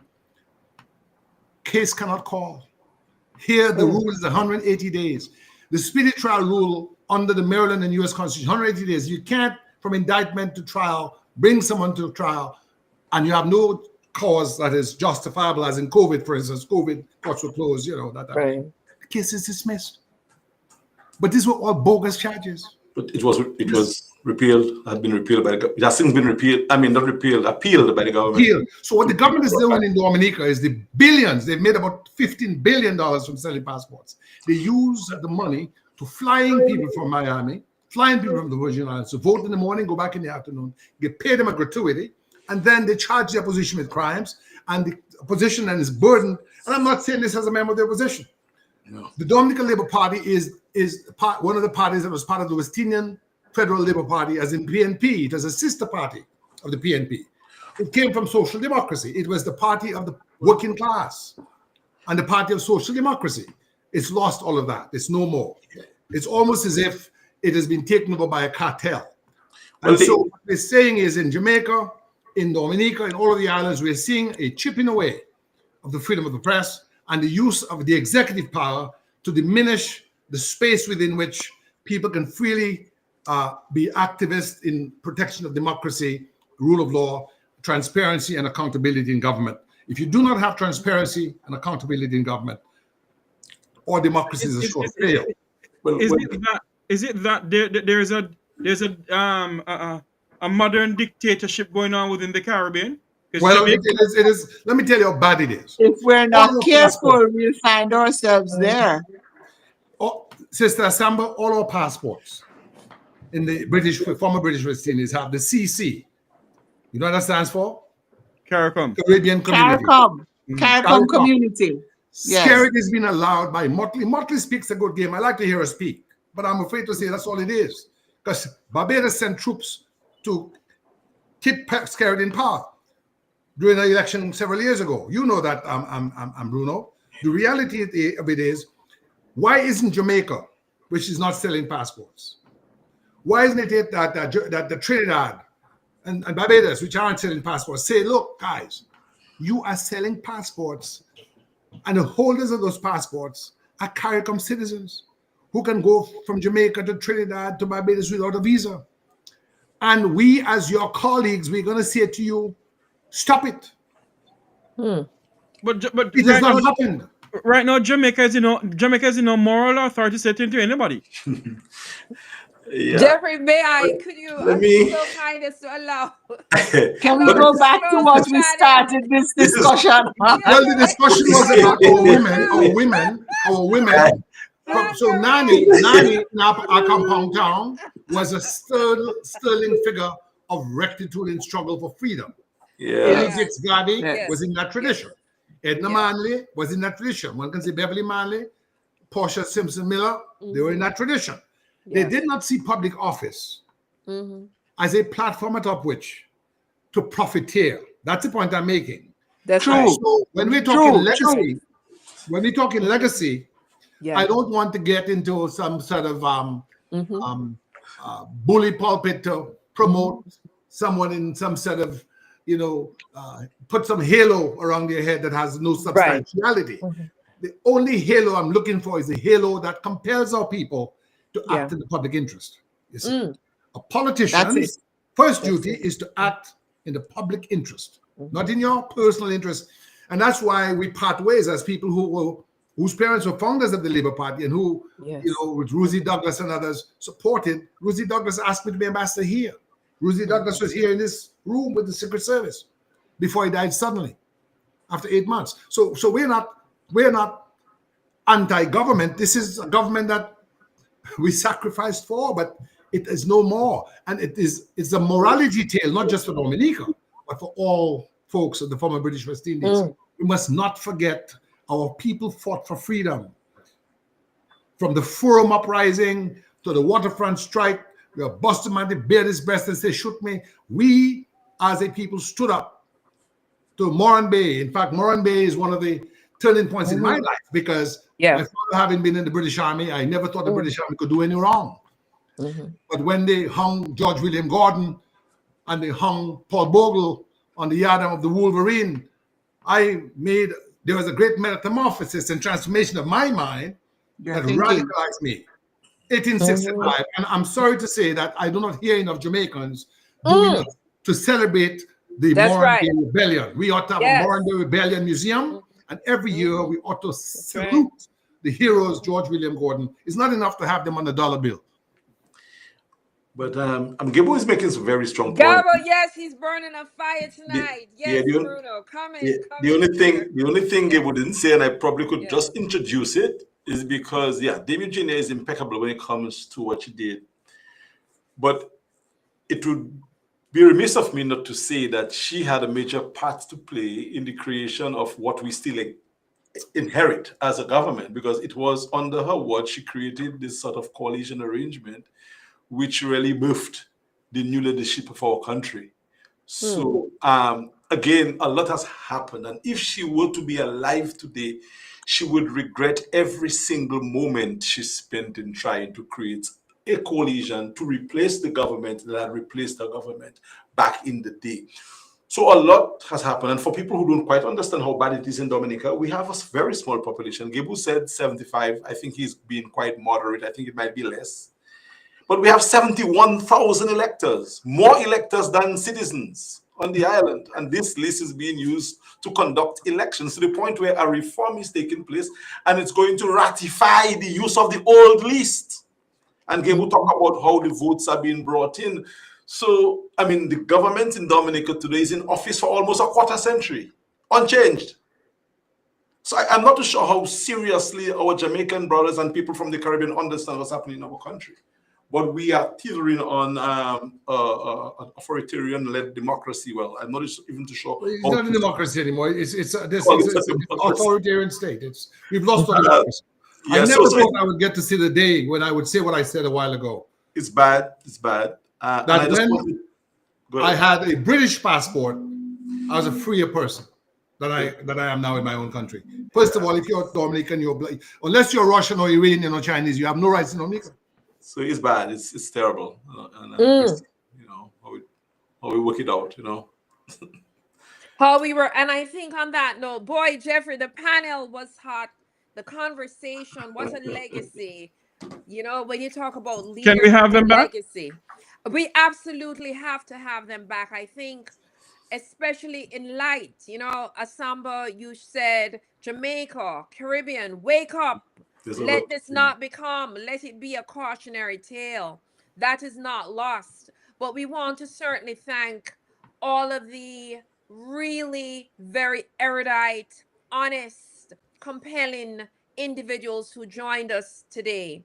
We have, of course, Professor Alex Bruno. We have our own, and I know you don't like this, but the Honourable Aloun Assamba. And we have, of course, the ever brilliant and courageous attorney, Mr. Gabriel Christian, really bringing to us the legacy of women who continue to inspire and propel us to action, give us fire in our bones, the love of the people, governance, not coming into politics for themselves, but acting in the interest of the people, and especially those who cannot speak and stand for themselves. So as we talk about legacy leadership and celebrating our women, Caribbean women, for all women, Jeffrey Tavares, we hand back over to you and your listeners. We thank you so much, panelists. We will have you again, and we shout out. I see Kenrick Bowrise is shouting everyone.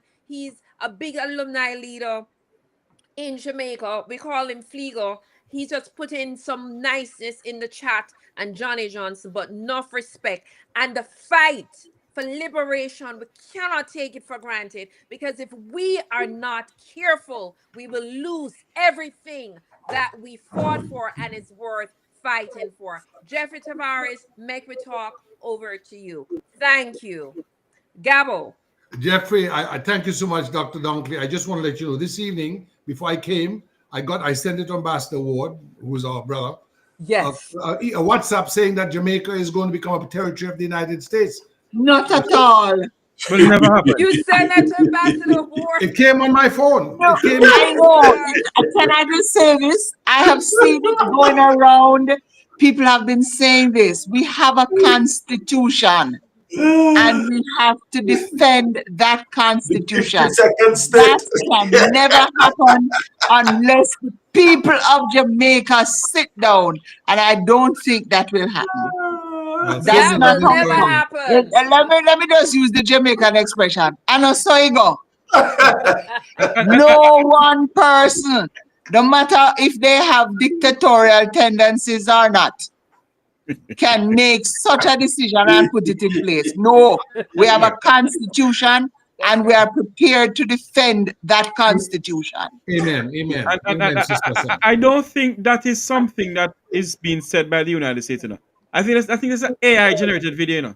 No, it was not a video that I got. I got like a little press release. A text, yes. That's right. But you don't know where it comes from. I probably have received it about 20 times. And the response I just gave is the response I've given to everybody. Which I endorse fully. Thank you. We have to fight for independence, not to go back on the. And by the way, I didn't want to forget Sam Sharp. We're focusing on the women, so I talked about Nani and so on. But I think we need to come back, because I think, to be honest with you, we need to really respect our heroes and our heroines. That's right. That's right. Yes, and to be honest, I would love to have you back. I would love to have all three of you back on the program, because I am hearing something in the background, in the back of my ears, where people are saying, yes, at least we changed the Make We Talk program to a different dynamic, in the sense of not only chatting about Jamaican politics. At least I have people can come on and talk about Dominican politics, you know, and what is going on in Dominica. Because the Caribbean. The Caribbean. Yes. You know, I am glad that you guys mentioned the whole thing about citizenship by investment. And if you notice that the 4 Caribbean countries that have been listed for visa challenges in the US are those that have citizenship by investment. Indeed. Which is really funny, because that is the same program that Trump is now pushing. Yeah. So it probably is because you all are in competition with what it is that he's trying to do. I don't know. I just you're very insightful. You're very insightful. You're very insightful. Could be. But there are other things having to do with people who've been arrested, have been criminals and money launderers and so on. So there's a criminal aspect to it. But you're very insightful. And I just want to say, just so you know, I work very closely with, in fact, last time we came in 17 was to Kingston 1 to make a donation of $750,000 to the Haile Selassie High School, because we represent Haile Selassie's family. I've done that for 32 years. In fact, my only son is Makonnen, named after Selassie's father, Ras Makonnen. And we helped Julius Garvey set up the Marcus Garvey Institute for Human Development, and I'm the attorney for the Marcus Garvey Institute. So maybe we can get Brother Julius on as well. I would love to. Yeah, I would love to. And as we wrap up the program, just let you all know that this every Monday night at 7 p.m. That's 7 p.m. Jamaica time, 8 p.m. US time. It's the current Mequitalk Current Affair program that I have right here in the Mequitalk program. Tomorrow we're gonna have a live coverage from the Parliament with Opposition Leader Mark Golding, and in the evening we're gonna have an economist to come on and speak to us about the budget. So, gentlemen, I would love for you to come on back.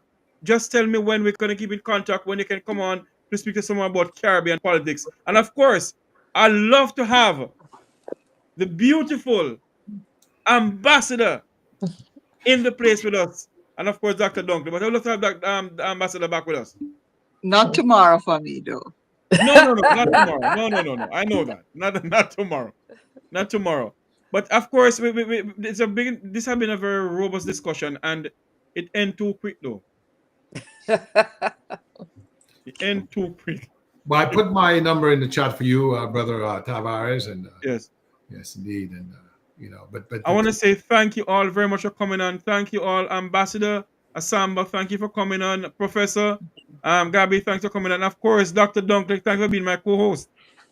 Cheers. Thank you. Absolutely. Walk Gentlemen, good. we will talk. Thank you. Walk good, Good night, everyone. gentlemen. Have a good night. Good night. Enjoy the rest of the week. Bye, Jeffrey and Karren. Bye. Take care, Good night, Ambassador. Okay, bye. Bye, Alex. Bye, Gabba.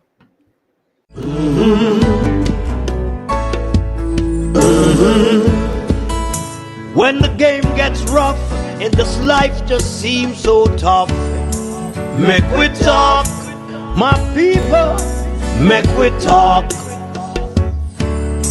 When this town becomes an ugly place, don't let it erase the smile from your face. Make we talk, people, make we talk.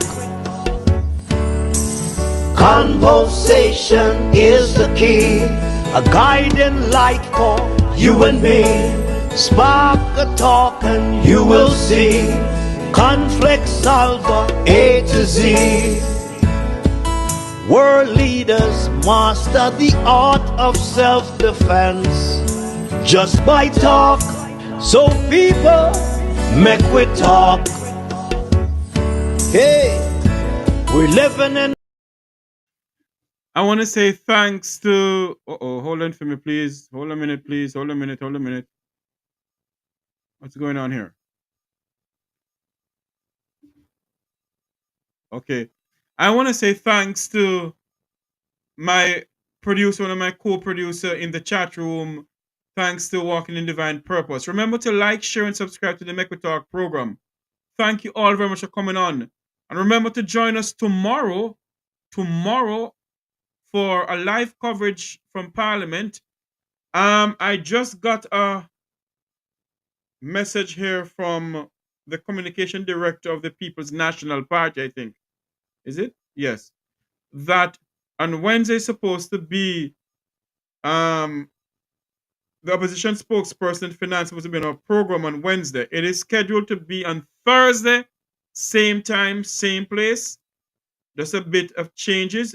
On Thursday, same time, same place, our special guest will be the opposition spokesperson in finance, Mr. Julian Robinson. And tomorrow we'll have a robust discussion once more pertaining to the budget. I want to say thank you all very much for coming on. Thank you. It has been a great program. Thank you all very much. Been a great program this evening. Thank you for coming on. Thanks those who made this possible. May God bless you. And may God bless our island home, Jamaica land we love, and the entire Caribbean. Good evening, everybody.